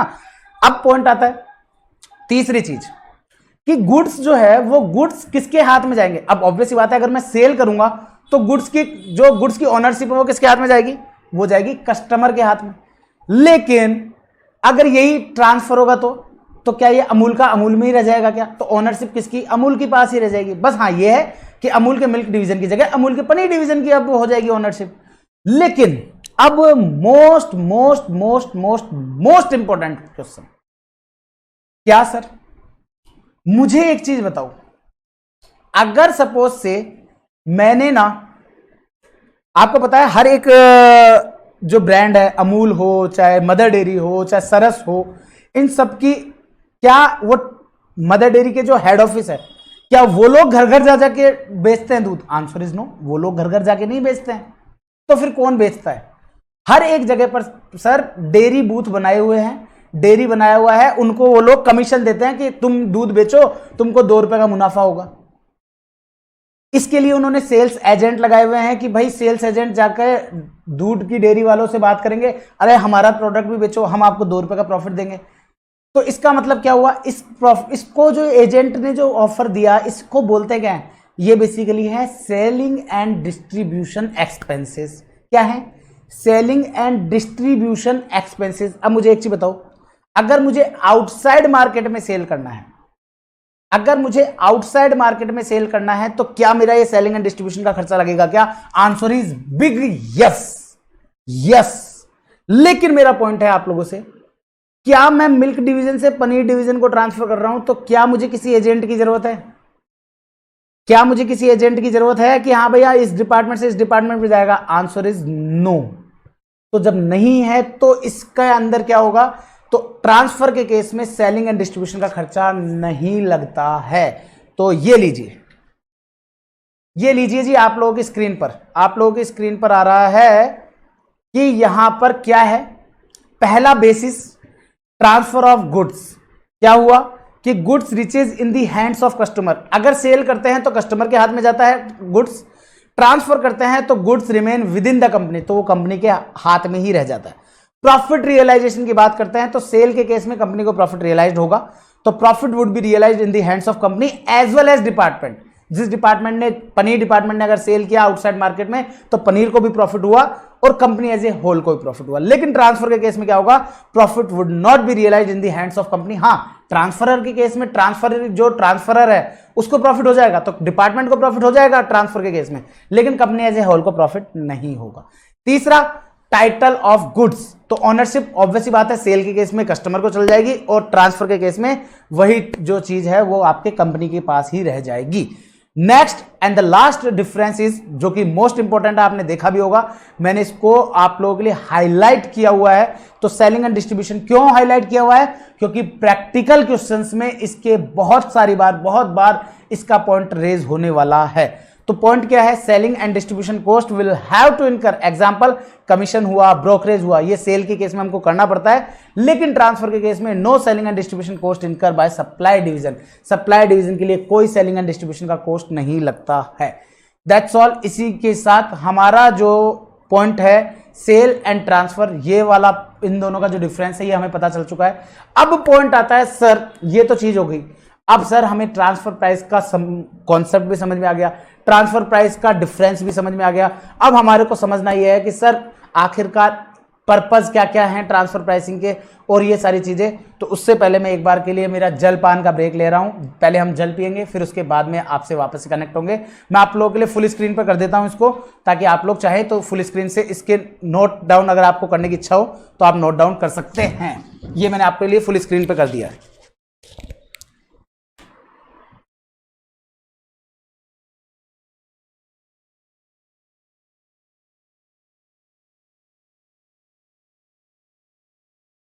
जिसको भी कॉपी करना है वो इसको पॉज करके कॉपी कर सकता है, वीडियो को पॉज कर लें और कॉपी कर सकते हैं। चलिए मैं अब आगे बढ़ रहा हूं। अब हम लोग देखने जा रहे हैं meaning and purpose of transfer pricing, कि भैया क्या तो मीनिंग है इसका, क्या पर्पस है ट्रांसफर प्राइस कैलकुलेट करने का। तो देखेंगे सबसे पहला, अब थोड़ी टेक्निकल लैंग्वेज यूज करेंगे हम लोग। अब हम लोग थोड़ी टेक्निकल लैंग्वेज यूज करेंगे। ध्यान से देखिएगा आप लोग कि यहां पर क्या लिखा है। यहां लिखा है ट्रांसफर प्राइस मींस। क्या है ट्रांसफर प्राइस? मैंने पूरा सिनेरियो आप लोगों के माइंड में क्लियर कर दिया। अब मैं इसको आप लोगों के साथ केवल डिक्टेट करूंगा, क्योंकि ये अब पॉइंट जो है वो पूरा सिनेरियो आप लोगों के लिए क्लियर है। बस अब आप लोगों को केवल इसका डेफिनेशन पार्ट समझना है, बाकी और कुछ नहीं है। बस थोड़ा टेक्निकल टर्म आएगी जिसको हम लोग समझेंगे। क्या लिखा है? Transfer price means price which is to be placed for the goods and services which are to be transferred from one department to another department within the same organization। ये मैंने अलग से इसको अलग कलर में लिया है। इसका अर्थ क्या हुआ कि जब हम कोई भी गुड्स या कोई भी सर्विसेज, सर सर्विसेज भी ट्रांसफर होती है? मैंने कहा हाँ, क्यों नहीं होती है सर, कैसे होंगी? मैंने कहा आ जाओ आप। अब आप सपोज से स्टिच डिपार्टमेंट है, स्टिच डिपार्टमेंट में 2 डिपार्टमेंट है। अगेन स्टिच में भी सब हो सकता है ना, क्यों नहीं हो सकता, सब डिवाइड कर दिया उन्होंने, डिवाइड किया। तो अब स्टिच डिपार्टमेंट में 2 डिपार्टमेंट थे। क्या? एक डिपार्टमेंट तो वो था जो केवल सिलाई करता था, और एक डिपार्टमेंट वो था जो बटन लगा करके उसको प्रेस करके उसको पैक करता था। तो अब मुझे एक चीज बताओ, अगर बटन लगा करके प्रेस करने वाले एक डिपार्टमेंट की बात करें तो यहां पर सर्विस क्या हुई, वो जो सिल करके दे रहा है ना, वो उसके लिए इंटरनल सर्विस है। या इसके अलावा अगर दूसरा एग्जांपल लूं, सपोज से मैं बीइंग ए चार्टर्ड अकाउंटेंट, मैं टैक्स ऑडिट करता हूं। अब टैक्स ऑडिट मैं करता हूं, टैक्स ऑडिट के लिए मुझे क्या चाहिए, मुझे एक कंपनी की टैक्स ऑडिट करनी है। उसके लिए मुझे यहां पर क्या है ना, उसके अकाउंट्स चेक करना है कि उसके टैली के अंदर उसका डेटा कैसा है। अब मुझे बीइंग ए चार्टर्ड अकाउंटेंट, मैंने अकाउंटिंग करे हुए मुझे जमाना हो गया, मुझे अब आज की तारीख में टैली नहीं आती, तो मैं क्या करूंगा, मैं मेरे ऑफिस के जो दूसरा स्टाफ है, जो मैंने ऑफिस के अंदर अकाउंट्स टीम बैठा रखी है, उस अकाउंट्स टीम के एक बंदे को बुलाऊंगा, यार भैया आप मेरे साथ आओ, मेरे साथ बैठो, मेरे को आपकी सेवाओं की जरूरत है। सर क्या जरूरत है? मैंने कहा हमारे को ना, मैं जैसे जैसे बोलता जाऊं वैसे वैसे अकाउंट्स खोलते जाना और मेरे को समझाते जाना कि इसमें क्या क्या लिखा है, क्या क्या चीज है। तो ये जो अकाउंट्स टीम का जो सर्विसेज है, ये इसे बोलेंगे इंटरनल ट्रांसफर। तो इसका मतलब गुड्स और सर्विसेज दोनों ट्रांसफर होती हैं एक डिपार्टमेंट से दूसरे डिपार्टमेंट को। तो एक डिपार्टमेंट से जब दूसरे डिपार्टमेंट को सेवाएं या गुड्स ट्रांसफर किया जाता है, उसके एवज में कोई पैसा लिया जाता है, उसे ट्रांसफर प्राइस बोलते हैं। लेकिन ध्यान रखिएगा, ये एक डिपार्टमेंट से दूसरा डिपार्टमेंट जो होगा within the same organisation होगा। मतलब कि अमूल का पनीर डिपार्टमेंट ही अमूल के दूध डिपार्टमेंट से डील कर रहा है, ऐसा नहीं अमूल का पनीर डिपार्टमेंट मदर डेयरी के दूध डिपार्टमेंट से डील कर रहा है। होने को दो डिवीजन है, लेकिन अलग अलग कंपनी के डिवीजन है। तो यहां पर price is to be placed for goods and services which are to be transfer from one department to another department within the same organization. For example, production department of any company transfer goods to marketing division to pack and sell or in open market. Production department है, production department कहता है कि भैया goods को pack करो और आगे transfer कर दो। पर्पस क्या होगा? अब पर्पस ऑब्वियस सी बात है, जो चीज हम लोगों ने बोली है, to evaluate the performance of each department individually. हर एक डिपार्टमेंट की परफॉर्मेंस को इंडिविजुअली अगर हम लोग इवेल्युएट करेंगे तो उसके लिए हम लोगों ने, इसका पर्पस है ट्रांसफर प्राइस कैलकुलेट करने का। अब कुछ पॉइंट है यहां पर। अब पॉइंट यहां पर क्या आएगा कि सर ट्रांसफर हो रहा है, तो यहां पर मुझे एक चीज बताओ, आप खुद सोच के बताना, अगर ट्रांसफर हो रहा है तो जो ट्रांसफर प्राइस है, वो ट्रांसफर प्राइस सप्लायर डिवीजन के लिए प्रॉफिट होगा कि लॉस होगा, या मतलब रेवेन्यू होगा, क्या होगा? तो इसका मतलब सप्लायर मतलब कि मिल्क डिपार्टमेंट के लिए दूध उसको आगे ट्रांसफर करना, मिल्क उसको आगे ट्रांसफर करना, इसके एवज में ट्रांसफर प्राइस लेना। तो ये क्या है? ये मिल्क डिपार्टमेंट के लिए रेवेन्यू है। लेकिन यही चीज अगर मैं उसके पनीर डिपार्टमेंट के एस्पेक्ट से बात करूं तो पनीर डिपार्टमेंट के लिए कॉस्ट है। क्यों? क्योंकि मिल्क डिपार्टमेंट को पैसा आएगा तो उसके लिए रेवेन्यू है, पनीर डिपार्टमेंट से पैसा जाएगा तो उसके लिए कॉस्ट है। तो पहला point, transfer price will become revenue for transferring जो है, ट्रांसफरिंग डिवीजन जिसे हम सप्लायर कहते हैं, उसके लिए तो रहेगा revenue, and cost for transferee division, और ट्रांसफरी डिवीजन के लिए रहेगा ये कॉस्ट। क्या रहेगा? कॉस्ट। अब बात करते हैं इसके अलावा, सर ये जो प्राइस है, मैंने आपको बताया था ना कि दूध वो 48 में बेचेगा तो 8 का प्रॉफिट इसको, 12 का इसको, दोनों मिलाकर के total profit 20 company as a whole को। 45 में बेचेगा तो 5 का इसको, 15 का इसको, total company as a whole 20। इसका मतलब यह है ट्रांसफर प्राइस जो है उसे नोशनल प्राइस बोलेंगे, क्योंकि हम लोग डिसेंट्रलाइज्ड ऑर्गेनाइजेशन की बात कर रहे हैं। डिसेंट्रलाइज्ड ऑर्गेनाइजेशन का मतलब, ध्यान से सुनना, मैंने क्या शब्द बोला? डिसेंट्रलाइज्ड ऑर्गेनाइजेशन, मतलब कि वहां पर ये कोई सेंट्रलाइज्ड नहीं है। एक डिवीजन का डिसीजन वही डिवीजन लेगा, दूसरे डिवीजन का डिसीजन वही डिवीजन लेगा। और इससे यह हुआ कि उसने अगर वो 45 में देगा तो हमारे लिए 15 का प्रॉफिट हो जाएगा, वो 48 में देगा तो हमारे लिए 12 का प्रॉफिट हो जाएगा। तो वो अपनी प्राइस खुद से डिक्टेट करेगा, खुद से बताएगा कि उसको क्या प्राइस रखनी है, और इसी के बेसिस पर हमारी कंपनी एज ए होल का प्रॉफिट तो सेम रहेगा। हाँ, बस यह है कि डिपार्टमेंट वाइज प्रॉफिट चेंज होता जाएगा। तो क्या है? A transfer price is that notional price. क्या बोला? ध्यान से सुनना word. Transfer price is that notional price at which goods and services are transferring between a division in a decentralised organisation. Decentralised organisation का मतलब क्या हुआ कि जहां पर सेंट्रलाइज्ड डिसीजन नहीं लिए जा रहे। इसका मतलब हर एक डिवीजन अपने आप में इंडिपेंडेंट है, वो अपना डिसीजन ले, वो अपना डिसीजन ले। नीचे लिखा है transfer price is known as notional price. क्यों? क्योंकि बिकॉज हाई ट्रांसफर प्राइस अगर 48 रुपए हुए तो would increase the profit of transferring division, तो उसका प्रॉफिट 8 रुपए कर देगा। कोरस्पॉन्डिंगली रिड्यूस कर देगा प्रॉफिट डिपार्टमेंट जो ले रहा है उसका, तो उसका प्रॉफिट क्या कर देगा? 12 रुपए कर देगा। And vice versa. वाइसे वर्सा मतलब इसका जस्ट अपोजिट, कि अगर उसका कॉस्ट कम होगी तो उसका प्रॉफिट बढ़ेगा। अगर इसकी कॉस्ट बढ़ेगी तो इसका कॉस्ट प्रॉफिट कम होगा, सिंपल है। तो ये सारी चीजें हैं। अब इसको मैंने एक एग्जांपल से भी समझाया है कि why transfer price is notional price, ऐसा क्यों बोला गया है। ऑल्दो मैंने आपको समझा दिया कि भैया देखो 48 रुपए अगर इधर हो रहे हैं तो इसका 8 का प्रॉफिट होगा, इसका 12 का प्रॉफिट होगा।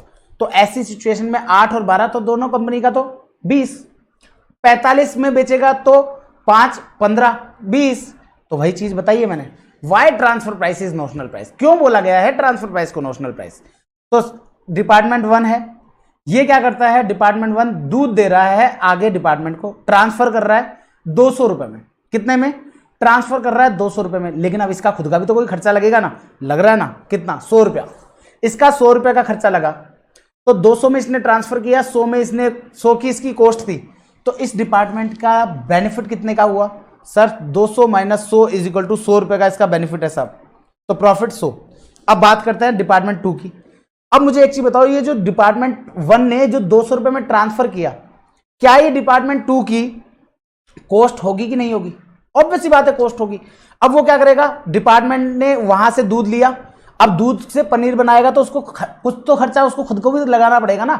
ऐसा थोड़ी है दूध आया एज इट इज बेच दिया, उसको दूध से पनीर बनाना है, तो दूध से पनीर बनाने में उसका भी कुछ खर्चा लगेगा। तो इसका मतलब उसके पास 2 खर्चे हो गए, एक तो दूध जो उसने लेके आया वो, एक दूसरा दूध से पनीर बनाएगा वो, फिर उसने पनीर बनाया फिर उसको बेचा। अब यहां पर सपोज से इसने ना इसको जो आगे है इससे दूध से पनीर बनाया और उस पनीर को 500 रुपए में बेच दिया, तो सेल। अब इसको बोलेंगे सेल, ध्यान रखना। अब बोला है मैंने सेल, वहां बोला था मैंने ट्रांसफर प्राइस, यहां बोला मैंने सेल। क्यों? क्योंकि अब ये डिपार्टमेंट 2 अल्टीमेट कस्टमर को बेचेगा। अब अल्टीमेट कंज्यूमर जो है, कस्टमर जो है, अभी उसको बेचेगा, तो सेल हो गई इसकी है। अब पॉइंट है कि इसके पास 2 कॉस्ट है, एक तो ये, कौन सी, एक तो ये वाली कॉस्ट जो इसको इधर से आ रही है, तो 200 रुपए तो इसको ये वाली कॉस्ट हो गई, प्लस इसकी खुद की भी दूध से पनीर बनाएगा तो 200 रुपए इसके खुद के लग गए, तो 500 में से 400 रुपए लेस कर देंगे तो डिपार्टमेंट 2 का प्रॉफिट क्या हुआ, 100 रुपए। लेकिन अगर मैं वही कंपनी एज ए होल की बात करूं तो कंपनी एज ए होल के लिए क्या खर्चा हुआ सर? 500 का सेल हुई है, पूरी कंपनी एज ए होल की बात करूं 500 की सेल हुई है, 2 कॉस्ट लगी है sir, on cost, on cost. Sir transfer को क्यों नहीं ले रहे? मैंने कहा ट्रांसफर तो ये लोग अपने अदला बदली कर रहे हैं, ये लोग अपने अदला बदली कर रहे हैं, बाकी ट्रांसफर की कोई कॉस्ट थोड़ी थी। कॉस्ट तो दूध बनाने की और दूध से पनीर बनाने की, ये 2 ही तो कॉस्ट है, इसके अलावा कोई कॉस्ट है ही नहीं कंपनी एज ए होल की बात करें तो कंपनी एज ए होल के लिए क्या होगा, ओवरऑल कंपनी का सेल्स 500, डिपार्टमेंट 1 में कॉस्ट लगी 100, डिपार्टमेंट 2 में कॉस्ट लगी 200, तो ओवरऑल कंपनी का प्रॉफिट 200। अब आप चाहो तो कैलकुलेट कर लो, डिपार्टमेंट 1 का प्रॉफिट 100, डिपार्टमेंट 2 का प्रॉफिट 100, ओवरऑल कंपनी का प्रॉफिट 200, ओवरऑल कंपनी का 200। Example change, department 1 example change हो गया, ट्रांसफर प्राइस 200 की जगह 150 कर दी। अब मैं अभी मैंने आपको बताया था ना कि अगर ट्रांसफरर जो है, जो सप्लायर डिवीजन है, वो अगर कम रुपए चार्ज करेगा तो उसका प्रॉफिट कम हो जाएगा, और लेकिन कॉरेस्पॉन्डिंगली दूसरे का प्रॉफिट बढ़ जाएगा। तो 150 है, कॉस्ट तो अभी 100 ही रहनी है, कॉस्ट तो दूध की अभी भी 100 ही रहनी है, तो भैया बच गया कितना, बच गया इनका प्रॉफिट 50 रुपए का, इनका प्रॉफिट बच गया 50 रुपए का इनके पास। अब लेकिन ये क्या होगा, अब की बार 200 रुपए आगे कॉस्ट नहीं बनेगी, अब की बार कॉस्ट बनेगी वहां पर जाकर के 150 रुपीज की कॉस्ट।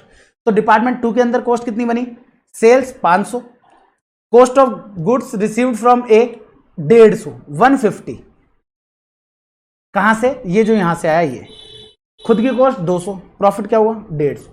देख रहे हो आप, देख पा रहे हो क्या आप? ये देख पा रहे होंगे जब ट्रांसफर प्राइस 200 रुपए थी तो दोनों डिपार्टमेंट का प्रॉफिट 100 था, अब 200 की जगह 150 हो गई, तो इसका मतलब उसने अपनी ट्रांसफर प्राइस कम की, तो इसका प्रॉफिट 100 जो था वो तो हो गया 150 और इसका जो 100 था वो हो गया 50। तो इन शॉर्ट अगर ओवरऑल कंपनी की बात करूं तो सेल 500, खर्चा अगर अभी भी वही, कंपनी का ओवरऑल प्रॉफिट 200। ओ तेरी, ये क्या हुआ सर, ऊपर भी 200 नीचे भी 200 सर, इसका मतलब तो ट्रांसफर प्राइस से तो कंपनी के ओवरऑल प्रॉफिट पे तो कोई फर्क पड़ता ही नहीं है। मैंने कहा आंसर इज यस, फर्क नहीं पड़ता, इसीलिए तो बोला गया है ट्रांसफर प्राइस को notional price. Exam point of view से रिलेवेंट नहीं है, लेकिन कॉन्सेप्ट क्लैरिटी के लिए रिलेवेंट है। ये आपको आना चाहिए कि ये नोशनल प्राइस क्यों बोला गया है। ये आपको किसी बुक में नहीं मिलेगा, डोंट वरी, आपको बुक में नहीं मिलेगा, इसका एग्जाम्पल नहीं मिलेगा ये आपको। क्या है ना, फिर ऑल इंडिया रैंक 1 से पढ़ने का कुछ तो बेनिफिट होगा ना, तो वो ये बेनिफिट है, कॉन्सेप्ट क्लियर होना जरूरी है। आपको कहीं पे भी डाउट आए ना, पूछ लेने का। You are just only a single message away. ध्यान रखिएगा, आप लोग केवल एक मैसेज दूर हैं मेरे से। आप लोग इमीडिएटली कोई भी डाउट आए, इमीडिएटली मुझे व्हाट्सएप करो, कॉल की जरूरत पड़े कॉल करो, जैसे चाहे वैसे करो, लेकिन बस कॉन्सेप्ट में हिला डुला नहीं होना चाहिए। कॉन्सेप्ट बिल्कुल क्रिस्टल क्लियर होने चाहिए। एग्जाम के अंदर हमको अच्छे से अच्छे मार्क्स लेके आने हैं, क्योंकि कोस्टिंग आसान है, और कोस्टिंग आसान है तो बस। तो अब लेते हैं 1 सेकंड के लिए आप लोगों का थोड़ा ब्रेक। माइंड में हम लोग करते हैं इसको रिकैप, हम लोगों ने क्या किया शुरू से आज तक अभी तक, क्योंकि आप लोग इतनी देर से कंटिन्यूअसली सुने जा रहे हैं, और मेरे साथ ना ये इतना बोरिंग वाला क्लास नहीं होता है। ऑल्दो बोरिंग नहीं रहा, क्योंकि कॉन्सेप्ट बैक टू बैक बढ़िया बढ़िया आ रहे थे। क्यों? क्योंकि कॉन्सेप्चुअल क्लैरिटी के साथ, पावर पॉइंट प्रेजेंटेशन के साथ हम लोग कर रहे थे। मैंने आपको पहले एग्जाम्पल दिया था रेमंड्स का, देन उसके बाद मैंने एग्जाम्पल दिया अमूल का। वहां मैंने आपको पूरा चार्ट समझाया कि भैया सप्लायर डिवीजन इसको ट्रांसफर करता है तो वो ट्रांसफर है, वो इससे जो पैसा देगा उसको ट्रांसफर प्राइस बोलेंगे। कंपनी का ओवरऑल प्रॉफिट बताया, फिर मैंने आपको इसके कुछ पॉइंट्स बताए कि ट्रांसफर प्राइस का मीनिंग क्या है, ऑब्जेक्टिव क्या है, फिर नोशनल प्राइस है, नोशनल प्राइस क्यों बोला गया है, ये मैंने बताया। अब हम लोग देखेंगे असली चीज, जो कि हमारे एग्जाम में जिसके बेसिस पर अब पॉइंट आता है कि सर सर सर ओ सर सुनो ना, अब बताओ सर मेथड्स क्या होंगे। मेथड्स मतलब कैलकुलेट कैसे करें सर ट्रांसफर प्राइस। तो बच्चों मैं आपको बता दूं, ट्रांसफर प्राइस को कैलकुलेट करने के कुछ कुछ मेथड्स होते हैं, और उन कुछ कुछ मेथड्स को हम लोगों ने ना 3 कैटेगरी में डिफाइन किया है। कैटेगरी 1, अब इस कैटेगरी 1, कैटेगरी 2 एंड कैटेगरी 3, ये 3 कैटेगरी में मैंने इनके मेथड्स को डिफाइन किया है, या मेथड्स को बाइफरकेट किया है 3 अलग अलग कैटेगरी में। सर 3 अलग अलग कैटेगरी कौन सी है? मैंने कहा पहली कैटेगरी सुनो आप पहले, सबसे पहले cost based transfer pricing using cost और any variant of cost with और विदाउट मार्कअप। विद और विदाउट मार्कअप मतलब कोस्ट बेस्ड का अर्थ क्या हुआ? जब कोई भी आपके ट्रांसफर प्राइस को निकालने के लिए जब बेस कोई भी कोस्ट और any variant of cost. Sir ये सर कोस्ट समझ में आता है सर, ये एनी वेरिएंट समझ में नहीं आता। मैंने कहा अभी आएगा। Variable cost, standard cost, total cost, क्या ये कोस्ट के वेरिएंट नहीं है? क्वेश्चन कहता है मैं वेरिएबल कोस्ट मेरी 100 है, मैं वेरिएबल कोस्ट प्लस 20% प्रॉफिट पर बेचना चाहता हूं, तो वेरिएबल कोस्ट 100, उसका 20% प्रॉफिट 20, 120 में बेच ले भैया, 120 में ट्रांसफर कर ले। ये हो गया आपका विद मार्कअप, इसे बोलेंगे विद मार्कअप। और वेरिएंट क्या लिया? Variable cost. तो वेरिएबल कोस्ट जिसे हम लोग मार्जिनल कोस्ट भी बोलते हैं, आप लोगों को पता है ना। वेरिएबल कोस्ट क्या होती है? वेरिएबल कोस्ट वो कोस्ट होती है जो कि हर एक मतलब कि यूनिट्स के चेंज होने से चेंज होती है, वेरिएबल कॉस्ट कहलाती है। मार्जिनल कॉस्ट क्या होती है? हर एक एक्स्ट्रा यूनिट को बनाने के लिए, हर एक एक्स्ट्रा यूनिट को बेचने के लिए जो हमारा एक्स्ट्रा खर्चा लगता है उसको मार्जिनल कॉस्ट बोलते हैं। तो दोनों सेम ही हैं। तो वेरिएबल कॉस्ट, अब क्वेश्चन कहता है आपको मार्जिनल कॉस्ट प्लस 20%, तो कर लेंगे, मार्जिनल कॉस्ट निकाल लेंगे, उसका 20% कर देंगे। क्वेश्चन कहता है टोटल कॉस्ट प्लस 20%, तो टोटल कॉस्ट निकाल लेंगे, उसका 20% जोड़ देंगे, खत्म, बस इतना सा है। इसके अलावा कई बार आपको मार्कअप जो है वो आपके नेटवर्थ के बेसिस पर भी क्वेश्चन दे देता है। जैसे कि सपोज आपकी 200 रुपए की आपकी कॉस्ट आ रही है, क्वेश्चन ने कहा 200 रुपए पर यूनिट आपकी कॉस्ट आ रही है। क्वेश्चन कहता है हमको 10% प्रॉफिट कमाना है 10 लाख की कैपिटल एम्प्लॉयड पर। तो 10 लाख की कैपिटल एम्प्लॉयड है, उसका 10% कितना कमाना है? 1 लाख रुपए। अब बेच रहा कितनी हूं? सपोज से मैं 100 यूनिट 1000 यूनिट बेच रहा हूं, तो 1 लाख का प्रॉफिट कमाना है 1000 यूनिट पर। डोंट वरी, मैं ये चीजें बहुत डिटेल्ड में जब मैं नोट्स लिखाऊंगा ना, इसके हर एक चीज के कॉन्सेप्ट भी, और मैं अभी इसके पूरे हर एक टॉपिक वाइज टॉपिक क्वेश्चन लेंगे हम लोग। मतलब कि आपका टोटल कॉस्ट वाइज लेंगे, फिर और भी मेथड्स आएंगे उसके बेसिस पर लेंगे, हर एक बेसिस टॉपिक वाइज लेंगे हम लोग क्वेश्चंस। आपको पता है ना मेरी बुक में क्या क्या चीजें आती हैं, हर एक चीज हम लोग हमारी बुक में ही कवर कर लेते हैं। हमारी बुक के अंदर एसएम मिल जाएगा, हमारी बुक में आपको आरटीपी मिल जाएगी, एमटीपी मिल जाएगी, वर्कबुक मिल जाएगा आपका, फिर एक पास्ट अटेम्प्ट के 15 साल से ज्यादा के क्वेश्चन आपको हमारी बुक में मिल जाएंगे। और क्या चाहिए? इसके अलावा कुछ होता ही नहीं है। चाहे वो आपका कोई भी चीज हो, चाहे वो आपके लिए थ्योरी हो, चाहे वो आपके लिए एमसीक्यू हो, चाहे वो आपके लिए टोटल क्वेश्चन हो, तो ये सारी चीजें आपके लिए रहती हैं। 1 सेकंड के लिए होल्ड कीजिएगा। तो ये इस तरह से कुल मिलाकर के रहता है। मतलब बेसिकली आपको कॉस्ट में आपको प्रॉफिट जोड़ना है। ये जब हम लोग इसके प्रैक्टिकल क्वेश्चंस करेंगे ना, तो और अच्छे से क्लियर हो जाएगा। बस आप इतना सा ध्यान रखें कि कोई भी कॉस्ट वेरिएंट होगा, चाहे वो वेरिएबल कॉस्ट हो, चाहे वो टोटल कॉस्ट हो, चाहे वो स्टैंडर्ड कॉस्ट हो, उसके अंदर हमको एक प्रॉफिट मार्जिन ऐड करना है। तो कॉस्ट और प्रॉफिट दोनों को ऐड किया तो हमारे पास एक प्राइस निकल के आएगी और उसे हम लोग बोलेंगे ट्रांसफर प्राइस। अभी मेथड कौन कौन से हो सकते हैं? एक्चुअल कॉस्ट हो सकता है, स्टैंडर्ड कॉस्ट हो सकता है, मार्जिनल कॉस्ट आपके लिए हो सकता है। तो इस तरह से ये आपके लिए 3 तरह के कॉस्ट के अप्रोच हो सकते हैं। फिर इसके बाद में आता है सेकंड कैटेगरी। सेकंड कैटेगरी किस चीज की आएगी? तो सेकंड कैटेगरी आती है हमारी market price based. Market price based का मतलब कि जो हमारी मार्केट की प्राइस है, मतलब जैसे दूध हम लोग मार्केट में जिस रेट में बेचते हैं, जिस रेट में हम मार्केट में दूध बेचते हैं, उसी को प्राइस को बेस मानते हुए हम लोग कैलकुलेट करते हैं। तो उसके बेसिस पर अब क्या होगा? 2 चीजें हैं। अगर उसको हम लोग बेस मानते हैं तो आइदर या तो हम लोग क्या कहेंगे कि मार्केट प्राइस जो है वो दे दो, या अगर हमें कुछ लगता है कि अपॉर्चुनिटी कॉस्ट भी कोई है तो अपॉर्चुनिटी कॉस्ट कैसे निकाली जाएगी? वो भी मार्केट प्राइस के बेसिस पर ही निकाली जाएगी। सर कैसे? मैंने कहा जैसे 1 लाख लीटर दूध की कैपेसिटी थी, मुझे 80,000 दूध की मार्केट में डिमांड है, 80,000 लीटर की मार्केट में डिमांड है, मुझे सपोज से ट्रांसफर के लिए 50,000 लीटर दूध चाहिए, ट्रांसफर करना है 50,000 लीटर, लेकिन स्पेयर कैपेसिटी तो कितनी है? 20,000 ही। तो ऐसी सिचुएशन में क्या होगा कि मैं मार्केट में जो 80,000 देता था उसमें मैं कट करूंगा, उसमें से मैं 30,000 कट करूंगा। तो मेरे को 30,000 कट करने से क्या होगा ना कि 20,000 तो वो होगी जिसमें मेरे को कोई किसी प्रकार का लॉस नहीं हुआ था, क्योंकि मैं भी ठाला ही बैठा था, मेरी स्पेयर कैपेसिटी थी। तो मैं 20,000 पे तो केवल और केवल मेरे को कॉस्ट दे दो भैया आप, लेकिन 30,000 जो है उस 30,000 में मैं कुछ कमा रहा था, उस 30,000 पे मैं कमाता था। क्यों? क्योंकि मैं मार्केट में बेचता था। तो वो 30,000 को जो मैं मार्केट में बेचता था उससे जो मुझे प्रॉफिट होता था वो अगर मैं आपको दूंगा तो मेरे को वो प्रॉफिट छोड़ना पड़ेगा, और जो प्रॉफिट मैंने छोड़ा 30,000 यूनिट पे वो मेरे लिए अपॉर्चुनिटी कॉस्ट है। तो उसके बेसिस पर भी हम लोग हमारी प्राइस को कैलकुलेट करते हैं। तो ये हो गया हमारा सेकंड कैटेगरी। सेकंड कैटेगरी कहलाता है आपका market price based transfer pricing and opportunity cost basis के ऊपर जो ट्रांसफर प्राइसिंग रहती है वो। तो इसमें पहला प्राइस तो क्या होगा? पहला प्राइस तो होगा हमारे लिए मार्केट प्राइस। इसमें मेथड रहेगा मार्केट प्राइस। मार्केट प्राइस मतलब कि वो प्राइस जो हम लोग आउटसाइडर को कोट करते हैं। तो पहला क्या होगा? आप लोगों को दिख रहा है तो ठीक है, नहीं दिख रहा है तो मैं आपको बता दूं, ये लिखा है पहला market price of intermediate product. जो इंटरमीडिएट प्रोडक्ट मतलब कि दूध, मिल्क की जो मार्केट प्राइस है वो हमारे लिए एक मेथड बनेगा as quoted by outside supplier. जो आउटसाइड सप्लायर द्वारा हमें कोट किया जाता है वो, जैसे कि मैं पनीर डिपार्टमेंट हूं, मुझे अमूल कंपनी का पनीर डिपार्टमेंट हूं मैं, लेकिन मुझे अमूल से नहीं लेना, मुझे मदर डेयरी से लेना है। तो मदर डेयरी जो मुझे कोट करेगा वो मेरे लिए मार्केट प्राइस हो जाएगा। दूसरा market price of substitute product. अगर सपोज से मेरे पास दूध का जो एग्जैक्ट प्रोडक्ट है वो बाहर अवेलेबल नहीं है, तो मैं उसका जो सब्सटीट्यूट होगा, सब्सटीट्यूट इन द सेंस कि मतलब पाउडर वाला दूध, तो वो भी एक सब्सटीट्यूट है।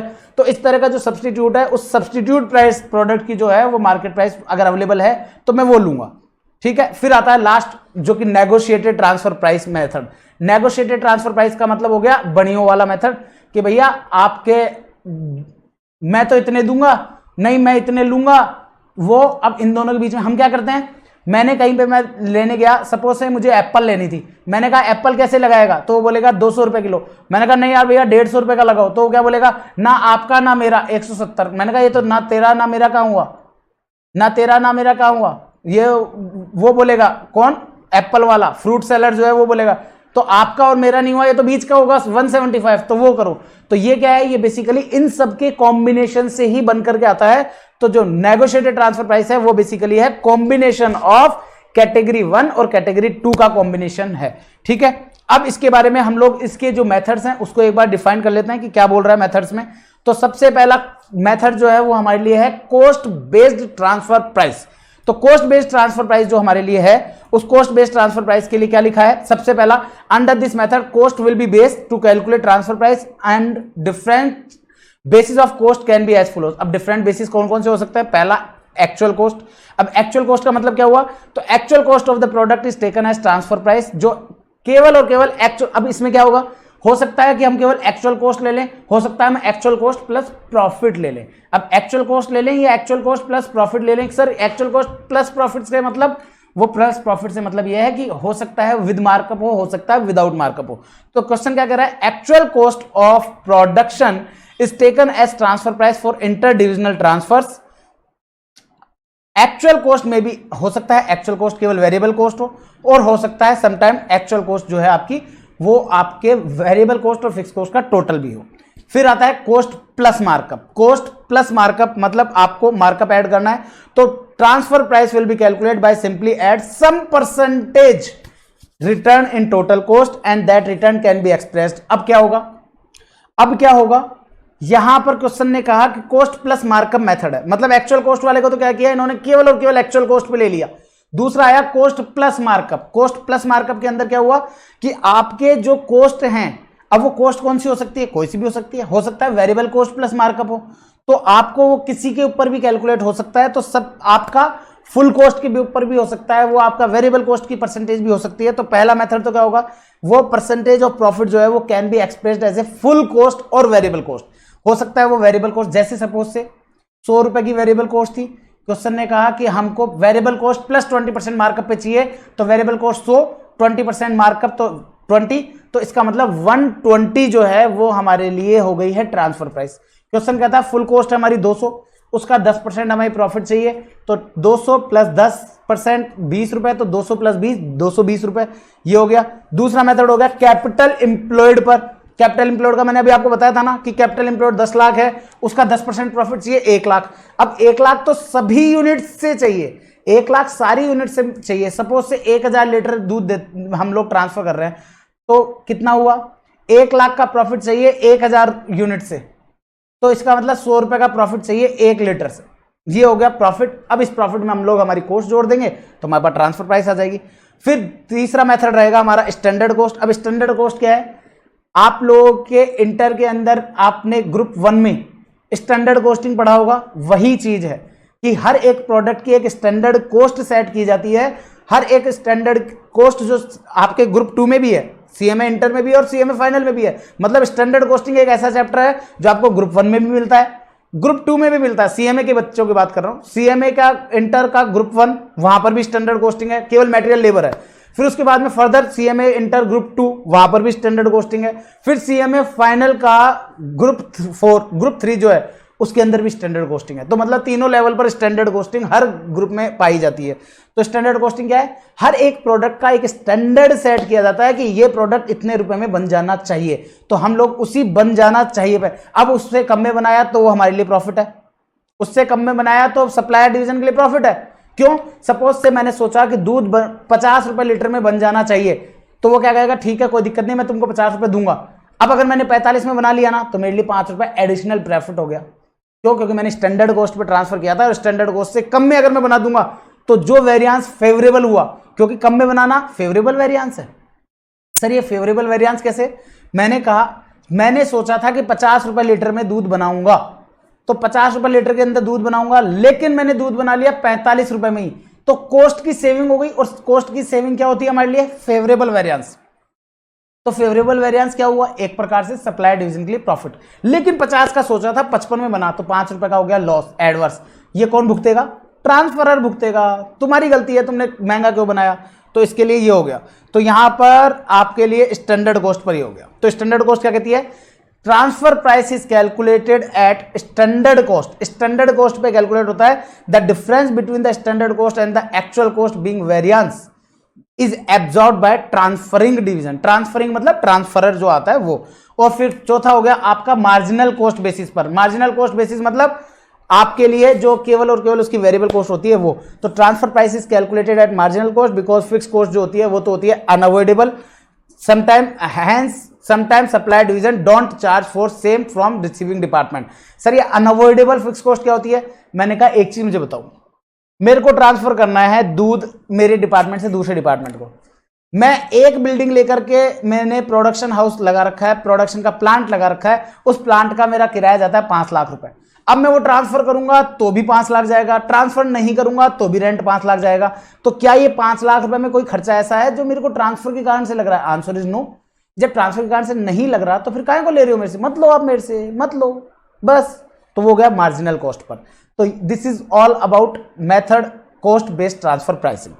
अब आपको एक चीज बताऊं, ये जो प्रॉफिट है ना, एक चीज ध्यान रखना आप लोग हमेशा, जब भी प्रॉफिट जोड़ोगे तो प्रॉफिट बिफोर टैक्स ऐड होगा। सर ये प्रॉफिट बिफोर टैक्स ऐड का मतलब, मैंने कहा क्योंकि मुझे क्या करना है, 100 रुपए की चीज थी, सपोज मुझे 50% टैक्स रेट है, क्वेश्चन कहता है 20% का प्रॉफिट कमाना है, तो 20% का प्रॉफिट मतलब 100 का 20% कितना हुआ 20 रुपए। लेकिन मुझे अब ऑब्वियस बात है, अगर मैंने 20 रुपए उससे 120 रुपए चार्ज किया तो मेरे लिए टैक्स कितना गया इसमें से 100 रुपए तो मेरी कॉस्ट हो गई, 20 रुपए मेरा प्रॉफिट बचा, उसका 50% टैक्स चल जाएगा, तो मेरे को अल्टीमेटली तो मेरे पास 10 रुपए बचे। तो इसलिए हमेशा हम लोग क्या करते हैं, जो प्रॉफिट की जो रेट लेते हैं वो हमेशा प्रॉफिट की रेट बिफोर टैक्स लेंगे।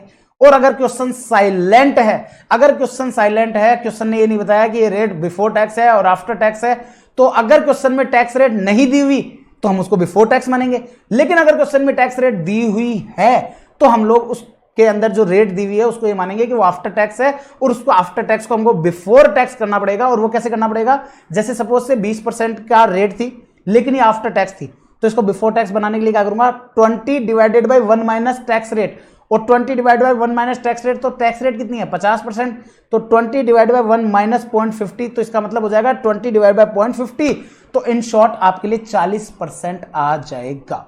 तो अब आप क्या करेंगे, 100 में 40% ऐड करेंगे तो 140, 140 में से 100 तो हमारी कॉस्ट हो गई, बच गया 40 का प्रॉफिट, 40 का प्रॉफिट बच गया, इसमें से 50% टैक्स चल जाएगा तो बच गया 20 रुपए। तो इन शॉर्ट डायरेक्टली मेरे पास 20 रुपए बच गए हैं। तो इसका मतलब आपको क्या समझ में आया कि जब भी प्रॉफिट की रेट आपको ऐड करनी हो प्राइस निकालने के लिए, तो हमेशा always take profit before tax. Rate जो लेंगे वो प्रॉफिट बिफोर टैक्स की लेंगे। ऑल्दो ये नोट्स में मैं आपको लिखवाऊंगा, इसके हर एक चीज के ऊपर हर एक पॉइंट पर हम लोग एग्जाम्पल भी करेंगे। ठीक है, चलिए अब आता है मार्केट प्राइस। अब मार्केट प्राइस के अंदर क्या है, कुछ नहीं है, वही चीजें जो मैंने आपको बताई वही सारी चीजें आएंगी। ट्रांसफर प्राइस जो है ना वो मार्केट प्राइस के बेसिस पर हम लोग लेंगे, जिस मार्केट प्राइस पे हमको मिल रहा था वो हम लोग दे देंगे। तो this is the highest price, अब ऑब्वियस ही बात है, this is the highest price which receiving department can afford as over and above to this price receiving department will purchase it from open market. Sir ये क्या कह गया, sir ये अंग्रेजी के मायने क्या कह गए हैं, इसके अंग्रेजी के मायने क्या होते हैं? सर इसका मायने ये होते हैं दोस्तों, मेरे को अगर मैं सपोज से पनीर डिपार्टमेंट हूं, मेरे को बाहर से दूध लेके आना है, मैंने अमूल के दूध डिपार्टमेंट से पूछा दूध कितने में दोगे, वो बोला 50 रुपए में। मैंने बाहर वाले से पूछा, वो बोलता कितने में दोगे। मैंने मदर डेयरी वाले के मिल्क डिपार्टमेंट से पूछा कितने में दोगे, वो बोलता 48 में। अब मुझे बताओ मैं मेरे ही मिल्क डिपार्टमेंट से लूंगा कि मदर डेयरी के मिल्क डिपार्टमेंट से लूंगा? आंसर इज मैं बाहर से ले लूंगा। क्यों? क्योंकि मुझे वहां सस्ता पड़ रहा है, और ये तो डिसेंट्रलाइज्ड ऑर्गेनाइजेशन है, ट्रांसफर प्राइस तो डिसेंट्रलाइज्ड ऑर्गेनाइजेशन पे लगता है, तो मैं क्या करूंगा, मैं बाहर से ले लूंगा। इसका मतलब क्या हुआ, फिर मेरा हैंड टू हैंड मेरा डिपार्टमेंट जो है उसका दूध डिपार्टमेंट मुझे कॉल करेगा, अरे यार तुमने बाहर से ले लिया, बताया यार दूध, मेरे से क्यों नहीं लिया? तो कहा तुमने मेरे को महंगा दिया। तो कहा तू मेरे को एक बार फोन तो किया होता, तूने वहां कितना दिया 48, तो यार 48 में तो मैं ही दे देता तेरे को।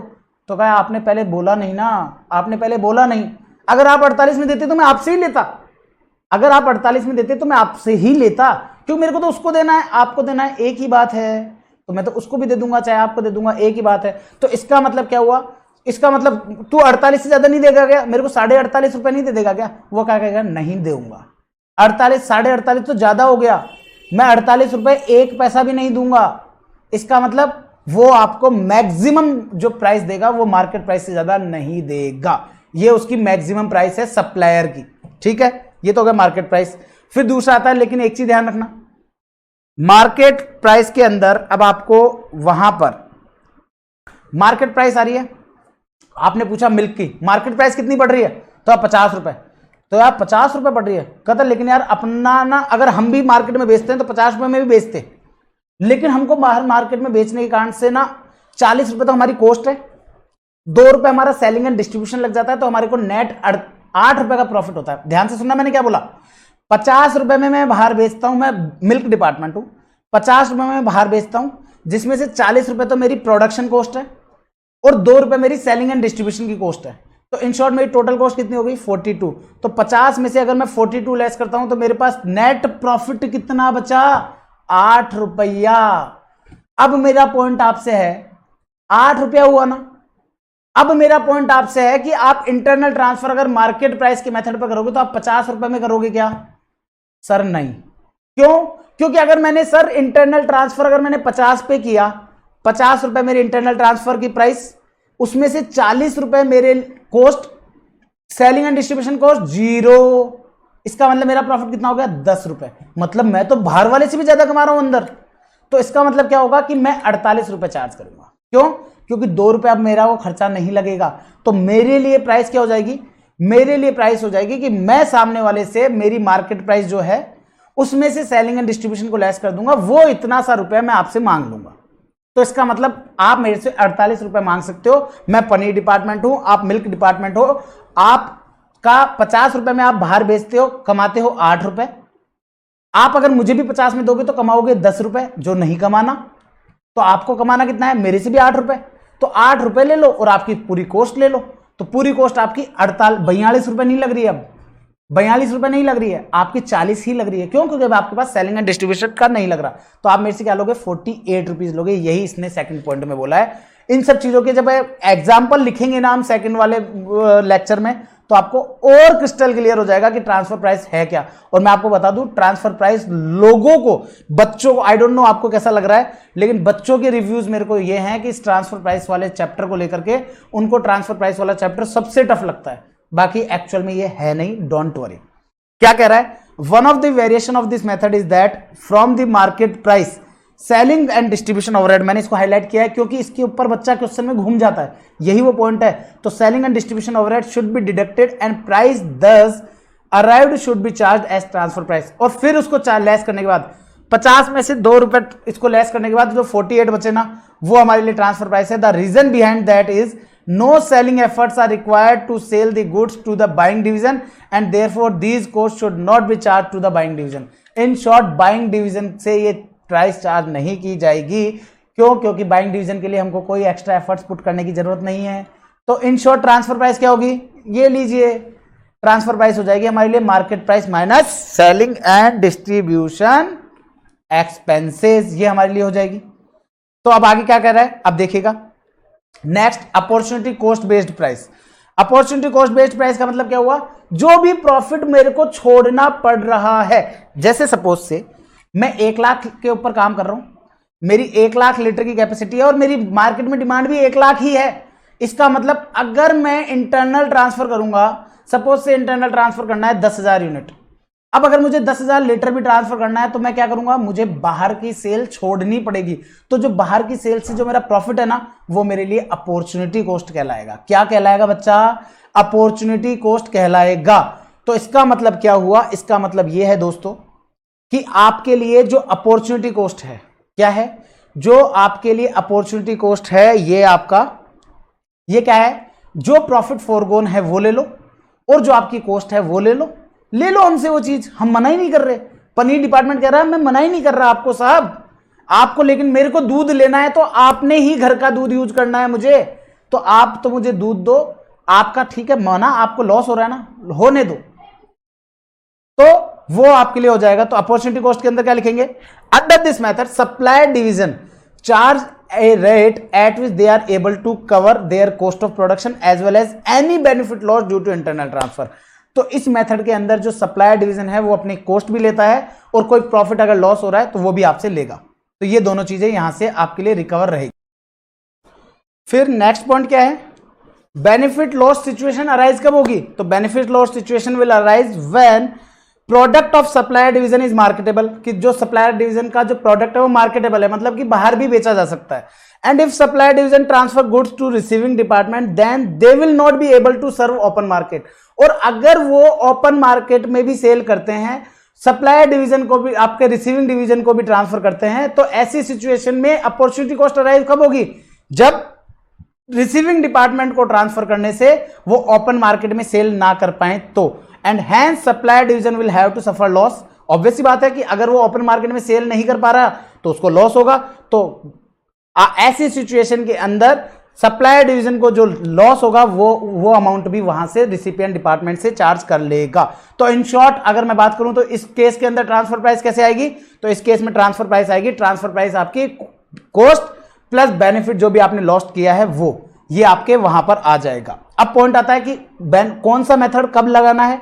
तो देखिएगा, ये मैंने 3 बाइफिकेशन कर दिए। अब ये कौन सा मेथड कब लगाना है, मतलब ये मैं लगा रहा हूं अपॉर्चुनिटी कॉस्ट के कॉन्सेप्ट के बाद में बात कर रहा हूं। अपॉर्चुनिटी कॉस्ट कॉन्सेप्ट के बारे में अगर मैं बात कर रहा हूं तो उसके लिए मैं कर रहा हूं ये बात कि पहला केस क्या होगा, पहला केस तो ये कि मैं बिल्कुल ठाला बैठा हूं, मतलब बिल्कुल ठाला इन द सेंस मेरी मार्केट में डिमांड है 80,000 किलो की और मेरे को इंटरनल ट्रांसफर करना है 10,000 लीटर ही। तो इसका मतलब क्या होगा, अगर मेरे को 80,000 लीटर की मार्केट में डिमांड है, मेरी कैपेसिटी 1 लाख की है, तो इसका मतलब 20,000 मेरी स्पेयर है। तो अगर मेरे को कल को डिमांड, अगर मेरी डिमांड अगर इसी 20,000 की लिमिट में की रेंज में ही आती है, तो इसका मतलब मेरे को कोई बेनिफिट लॉस नहीं होगा। तो ऐसी सिचुएशन में मैं क्या करूंगा कि मेरे को केवल और केवल मेरी वेरिएबल कॉस्ट दे दो साहब, केवल वेरिएबल कॉस्ट, मतलब टोटल कॉस्ट नहीं, केवल variable cost. Sir total cost क्यों नहीं ली, क्योंकि फिक्स्ड कॉस्ट मेरे लिए इररिलेवेंट है, क्योंकि वो ट्रांसफर नहीं करूंगा। आपको बोला था ना 5 लाख रुपए का जो रेंट है वो मेरे को, चाहे मैं उसको ट्रांसफर करूं चाहे ना करूं, दोनों ही केस में मेरे को 5 लाख रुपए का रेंट देना ही पड़ेगा। तो इसका मतलब फिक्स कॉस्ट मेरे लिए इररिलेवेंट है। वेरिएबल कॉस्ट जो बनाने के लिए मेरी खर्चा लगा, केवल वो दे दो साहब, मेरे को प्रॉफिट का तो लॉस कोई है ही नहीं। तो 2 केस हैं, अब के 3 केस रहेंगे, सॉरी। पहला, आप वर्किंग एट द रेट 100%, कोई कैपेसिटी आइडियल है ही नहीं, मतलब कि 1 लाख लीटर पर काम कर रहे हो, 1 लाख लीटर की कैपेसिटी है, 1 लाख लीटर ही मार्केट में बेच रहे हो। इसका मतलब 1 यूनिट भी बेचोगे ना, 1 सिंगल यूनिट भी आप बेचोगे तो उस पर आपको लॉस होगा। अब लॉस कितना होगा, जो उनकी मार्केट प्राइस में से उनकी वेरिएबल कॉस्ट लेस कर दोगे तो वो उसका कंट्रीब्यूशन होगा, और ये कंट्रीब्यूशन आपको छोड़ना पड़ेगा। ये कंट्रीब्यूशन आपको छोड़ना पड़ेगा जब आप इसके अंदर सेल करोगे। जब आप सेल करोगे इंटरनल ट्रांसफर के लिए तो आपको वो प्रॉफिट छोड़ना पड़ेगा, तो वो प्रॉफिट ले लेंगे। तो क्या होगा, ट्रांसफर प्राइस क्या होगी, variable cost plus contribution lost. ये तो हो गया वो केस। फिर नेक्स्ट केस क्या है, working at the rate less than 100%। अब at the rate less than 100% है, लेकिन जो इंटरनल डिमांड है, वो इंटरनल डिमांड जो स्पेयर टाइम है ना, उस स्पेयर टाइम में ही फुलफिल हो जाए। स्पेयर टाइम में फुलफिल हो जाए मतलब जैसे कि 1 लाख की डिमांड, 1 लाख की कैपेसिटी है, 80,000 की मार्केट में डिमांड है और मुझे इंटरनल ट्रांसफर की डिमांड है ओनली 10,000 किलो। अब 10,000 किलो है तो 80,000 ये, 10,000 ये, टोटल मिला करके 90,000 ही हुआ ना। इसका मतलब मुझे कोई इंटरनल ट्रांसफर के कारण से कोई मार्केट की सेल मेरे को छोड़नी पड़ी क्या, आंसर इज नो। मार्केट की सेल मेरे को कोई नहीं छोड़नी पड़ी। जब मार्केट की सेल मुझे नहीं छोड़नी पड़ी तो इसका मतलब क्या होगा, मेरे को तो केवल आप मेरे को मेरी वेरिएबल कॉस्ट दे दो, आप मेरे को केवल मेरी वेरिएबल कॉस्ट दे दो, मेरा काम हो जाएगा। फिर तीसरा केस क्या, वर्किंग लेस देन 100% पे कर रहा हूं, working at the rate less than 100% पे कर रहा हूं, लेकिन but internal demand not fulfil in ideal capacity. लेकिन जो हमारी इंटरनल ट्रांसफर की डिमांड है वो उसमें फुलफिल नहीं हो रही। कैसे, 1 लाख की कैपेसिटी है, 80,000 लीटर की मार्केट में डिमांड है, इंटरनल ट्रांसफर की डिमांड आई 30,000 किलो की, इंटरनल डिमांड आई 30,000 की। अब 30,000 की, स्पेयर कितना है, ओनली 20,000। अब 30,000 की डिमांड फुलफिल करने के लिए मुझे क्या करना पड़ेगा, 20,000 तो स्पेयर टाइम जो है उसमें बना दूंगा, बाकी की जो 10,000 है उसके लिए मुझे मार्केट के अंदर जो मार्केट में बेच पा रहा हूं उसमें से कट करना पड़ेगा, क्योंकि मैं 1 लाख में से अब 30,000 तो मुझे इनको ट्रांसफर करना है, तो मैं मार्केट में 70,000 से ज्यादा बेच ही नहीं सकता। तो 80,000 की जगह मैं केवल 70,000 ही बेचूंगा। तो ऐसी सिचुएशन में क्या होगा, मेरे को 20,000 पर तो केवल 20,000 यूनिट जो है वो तो केवल और केवल वेरिएबल कॉस्ट, और जो 10,000 है उसके ऊपर मेरे को लॉस हो रहा है, तो उसके ऊपर मेरे को इन दोनों का मिक्स हो जाएगा, तो वो हो जाएगा वेरिएबल कॉस्ट और कंट्रीब्यूशन लॉस्ट का मिक्स। तो ऐसे केस में 2 केस होंगे।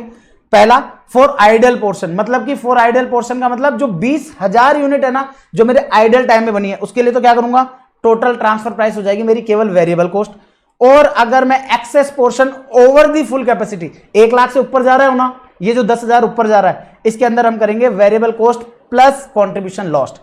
ये करेंगे variable cost plus contribution lost. लेकिन अगर क्वेश्चन मेरे से पूछ ले, नहीं साहब 2 प्राइस मत दो, एक ही प्राइस दो, एवरेज कर दो, तो ऐसी सिचुएशन में अगर सिंगल प्राइस अगर आपसे पूछी है तो एवरेज कर देंगे। और ये एक चीज ध्यान रखिएगा, ये जो एवरेज रहेगा ये आपकी यूनिट के हिसाब से रहेगा, कि जितनी यूनिट्स है उसके हिसाब से, कि जैसे आपके सपोज से 100 रुपए आ रही है आपके वेरिएबल कॉस्ट और 120 रुपए आ रही है कंट्रीब्यूशन लॉस्ट, तो हम करेंगे 100 मल्टीप्लाई बाय 20,000 एम प्लस आपका 120 रुपए आ रही है दूसरी प्राइस, तो 120 multiply by 10,000 M plus divided by 30,000, divided by 30,000 ये करेंगे तो अकॉर्डिंगली आपके पास ट्रांसफर प्राइस एक एवरेज आ जाएगी। ठीक है, ये हो गया। इसके अलावा एक और मेथड है जिसको मैंने इस कैटेगरी में नहीं रखा, जो क्वेश्चन ऑल्दो आपके पास नहीं आया लेकिन सीए के एग्जाम्स में इसके ऊपर काफी क्वेश्चंस पूछे गए हैं। तो सीए वाले जो एग्जाम्स में जो क्वेश्चन पूछे गए हैं, तो हो सकता है क्योंकि सीए के क्वेश्चंस काफी यहां पर भी पूछ लिए जाते हैं, तो वो भी मेथड मैं आप लोगों के साथ डिस्कस कर लेता हूं। मेथड है shared contribution method. Shared contribution method का मतलब क्या है कि आपको जो कंट्रीब्यूशन है ना पूरा कंपनी का, वो कंट्रीब्यूशन पूरा कंपनी का आपको शेयर करना है अपने अपने डिपार्टमेंट में। तो क्या लिखा है, as the name suggest in this method we will share contribution of whole company. हम क्या करेंगे, पूरी कंपनी एज ए होल का कॉन्ट्रीब्यूशन निकाल लेंगे इन ऑल डिवीजन, और फिर उसको हम लोग शेयर कर देंगे उनकी रेस्पेक्टिव वेरिएबल कॉस्ट के रेशियो में। रेस्पेक्टिव वेरिएबल कॉस्ट की रेशियो में मतलब सपोज से मेरे को 10,000 रुपए की कॉस्ट आ रही है मेरे इस डिवीजन की वेरिएबल कॉस्ट, 20,000 रुपए की कॉस्ट आ रही है मेरी इस डिवीजन की, तो 10,000 और 20,000 की मेरी कॉस्ट है। अब सपोज से मेरे को 10,000 और 20,000 की वेरिएबल कॉस्ट हो गई। सपोज ये जो 30,000 रुपए मेरी पूरी कंपनी की वेरिएबल कॉस्ट हो गई, अगर सपोज ये माल मेरा 50,000 में बिक जाता है या मैं कहूं 60,000 में बिकता है, तो इसका मतलब क्या होगा, पूरे कंपनी की सेल प्राइस 60,000, इसमें से 10,000 वेरिएबल कॉस्ट, तो यहां पर 20,000 वेरिएबल कॉस्ट, यहां पर दोनों में मिला के 30,000 की वेरिएबल कॉस्ट, तो 60,000 की वेरिएबल कॉस्ट में से 30,000 की वेरिएबल कॉस्ट लेस कर दी, तो कंट्रीब्यूशन कितना बचा, 30,000 रुपए। अब 30,000 रुपए वेरिएबल कॉस्ट बचा, तो 30,000 को मुझे वेरिएबल कॉस्ट के रेशियो में बांटना है, और वेरिएबल कॉस्ट का रेशियो क्या है, 10,000 20,000, तो 10,000 20,000 के रेशियो में 30,000 को बांटना है, तो कैसे बटेगा, 10,000 इसको दे दो, 20,000 इसको दे दो। अब आपको पता है ना, कंट्रीब्यूशन आ गया 10,000, वेरिएबल कॉस्ट है 10,000, तो ट्रांसफर प्राइस कितनी हो जाएगी, 20,000। कैसे हुई, क्योंकि कंट्रीब्यूशन और वेरिएबल कॉस्ट मिलाकर के क्या होता है, सेल्स, और यहां पर इंटरनल ट्रांसफर में सेल्स को क्या कहते हैं, ट्रांसफर प्राइस। तो ऐसे केस में हम लोग वेरिएबल कॉस्ट में उसको लेंगे, दैट्स ऑल, खत्म। इसके जब हम क्वेश्चंस, आपको मेथड्स इतने ज्यादा अभी क्लियर नहीं होंगे, मैं खुद कह रहा हूं अभी इतने ज्यादा क्लियर नहीं होंगे, लेकिन जब हम इनके क्वेश्चंस करेंगे ना, तो आपको खुद को लगेगा अरे सर जो आपने उस दिन बताया था ना, वो बात सारी कोरिलेट हो रही है। क्यों, क्योंकि अभी मैं इनके नोट्स आपको नेक्स्ट लेक्चर में इसके नोट्स लिखवाऊंगा, फिर हम लोग इसके ऊपर इसके रिलेटेड सारे क्वेश्चंस करेंगे, तो हर एक चीज क्रिस्टल क्लियर होते हुए चलेगी। तो क्या बोल रहा है, and then we will add, अब इस कॉन्ट्रीब्यूशन को हम ऐड कर देंगे उसकी वेरिएबल कॉस्ट में, तो हमारे पास आ जाएगा ट्रांसफर प्राइस। तो कॉन्ट्रीब्यूशन कैसे ऐड होगा, कॉन्ट्रीब्यूशन होगा टोटल कंपनी का contribution 30,000 multiply by variable cost of that department 10,000 divided by total variable cost of all department 30,000। तो 30,000 मल्टीप्लाई बाय 10,000 बटा 30,000, तो आ जाएगा 10,000। तो 10,000 का कॉन्ट्रीब्यूशन आ गया। अब मेरे को ट्रांसफर प्राइस कैसे आएगी, ट्रांसफर प्राइस आ जाएगी वेरिएबल कॉस्ट में उस कॉन्ट्रीब्यूशन को ऐड कर दूंगा उससे, दैट्स ऑल। तो ये सारा मेथड है, इसके रिलेटेड एक क्वेश्चन है, ये आप लोग चाहें तो ये क्वेश्चन उतार सकते हैं, लेकिन इस क्वेश्चन का जो सॉल्यूशन है वो मैं करूंगा अपने नेक्स्ट लेक्चर के अंदर, और ये नेक्स्ट लेक्चर के अंदर हम लोग इसको करेंगे, दैट्स ऑल। ये पूरा this is all about transfer pricing, ये पूरा ट्रांसफर प्राइसिंग है। इसके अलावा एक नेगोशिएशन का जो है, नेगोशिएशन और बार्गेनिंग ट्रांसफर प्राइस का एक मेथड है, वो हम लोग देख लेते हैं। तो नेगोशिएशन के अंदर क्या रहता है, वही नेगोशिएशन के अंदर कि भैया तुम इतने से ज्यादा नहीं दोगे, मैं इतने से कम नहीं दूंगा, दोनों का नेगोशिएशन होता है। तो बेसिकली ये केवल और केवल उसकी डेफिनेशन है, it refer to the determination of transfer price based on active participation, involvement, coordination and agreement of manager of supplier division के और रिसिपिएंट डिवीजन के, दोनों के जो मैनेजर्स हैं उनके बीच में कोऑर्डिनेशन है कि वो किस तरह से कोऑर्डिनेट कर पाते हैं। अब जो मैनेजर नेगोशिएट ज्यादा अच्छे से कर जाएगा, उस डिपार्टमेंट को प्रॉफिट ज्यादा हो जाएगा, जो जिसका नेगोशिएशन सही नहीं होगा उसको लॉस हो जाएगा। तो सेकंड में क्या बोल रहा है, in this method each decentralised unit is considered independent माना जाएगा, और उनको अपने अपने नेगोशिएशन पर डिसाइड करने का पूरा पूरा अधिकार है। डिविजनल मैनेजर ऑफ रिसिपिएंट जो है उसको फुल फ्रीडम है to purchase their requirement from outside supplier. जो रिसिपिएंट डिपार्टमेंट है उसको पूरा फ्रीडम दिया जाता है कि तू बाहर से ही परचेज करना चाहता है कर सकता है। If the price quoted by supplier division are not acceptable, अगर प्राइस जो कोट की है सप्लायर डिवीजन ने, सपोज से 50 रुपए कोट की है, मेरे को बाहर 48 में मिल रहा है, मैं नहीं ले रहा, तो supplier division are not acceptable to them, तो because of higher transfer price than open market price, तो वो नहीं लेगा।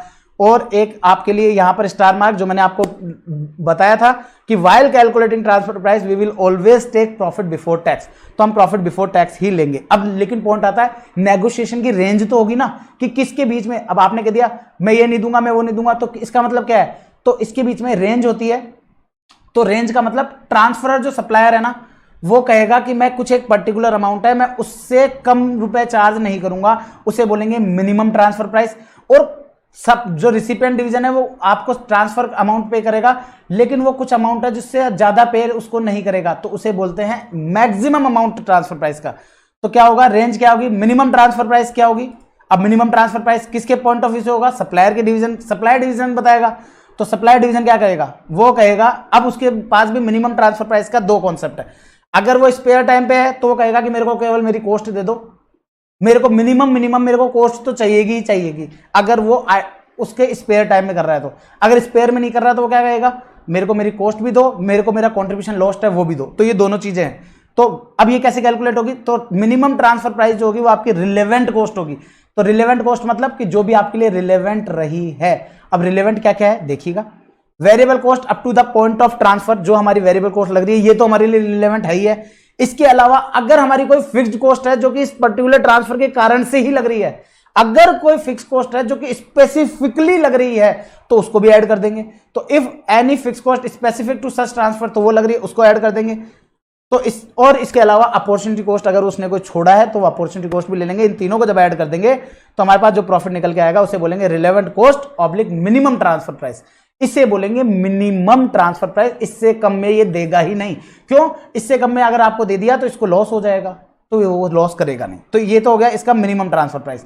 तो और लेकिन बस आपको ये ध्यान रखना है कि सेलिंग एंड डिस्ट्रीब्यूशन कॉस्ट जो है ना वो इनकर नहीं होती है इंटरनल ट्रांसफर पर, तो वो नॉट इनकर्ड इन कॉस्ट। तो जब हम लोग वो लेंगे ना variable cost up to the point of internal transfer, उसके अंदर हम लोग सेलिंग एंड डिस्ट्रीब्यूशन कॉस्ट को नहीं लेंगे। और जब सेलिंग एंड डिस्ट्रीब्यूशन कॉस्ट को नहीं लेंगे तो ऑब्वियस सी बात है फिर हमारे लिए वेरिएबल कॉस्ट केवल प्रोडक्शन की रहेगी, दैट्स ऑल। फिर इसके अलावा अब अपॉर्चुनिटी कॉस्ट कब कब अराइव हो सकती है ये भी तो देखें। तो अपॉर्चुनिटी कॉस्ट अराइव कब होगी ये देखिएगा। तो ये होती है सप्लायर डिवीजन प्रोड्यूस करता है और सेल करता है मार्केटेबल प्रोडक्ट। मतलब सप्लायर डिवीजन, मिल्क डिवीजन जो है वो मार्केटेबल प्रोडक्ट ही बनाता है और उसको बेचता भी है।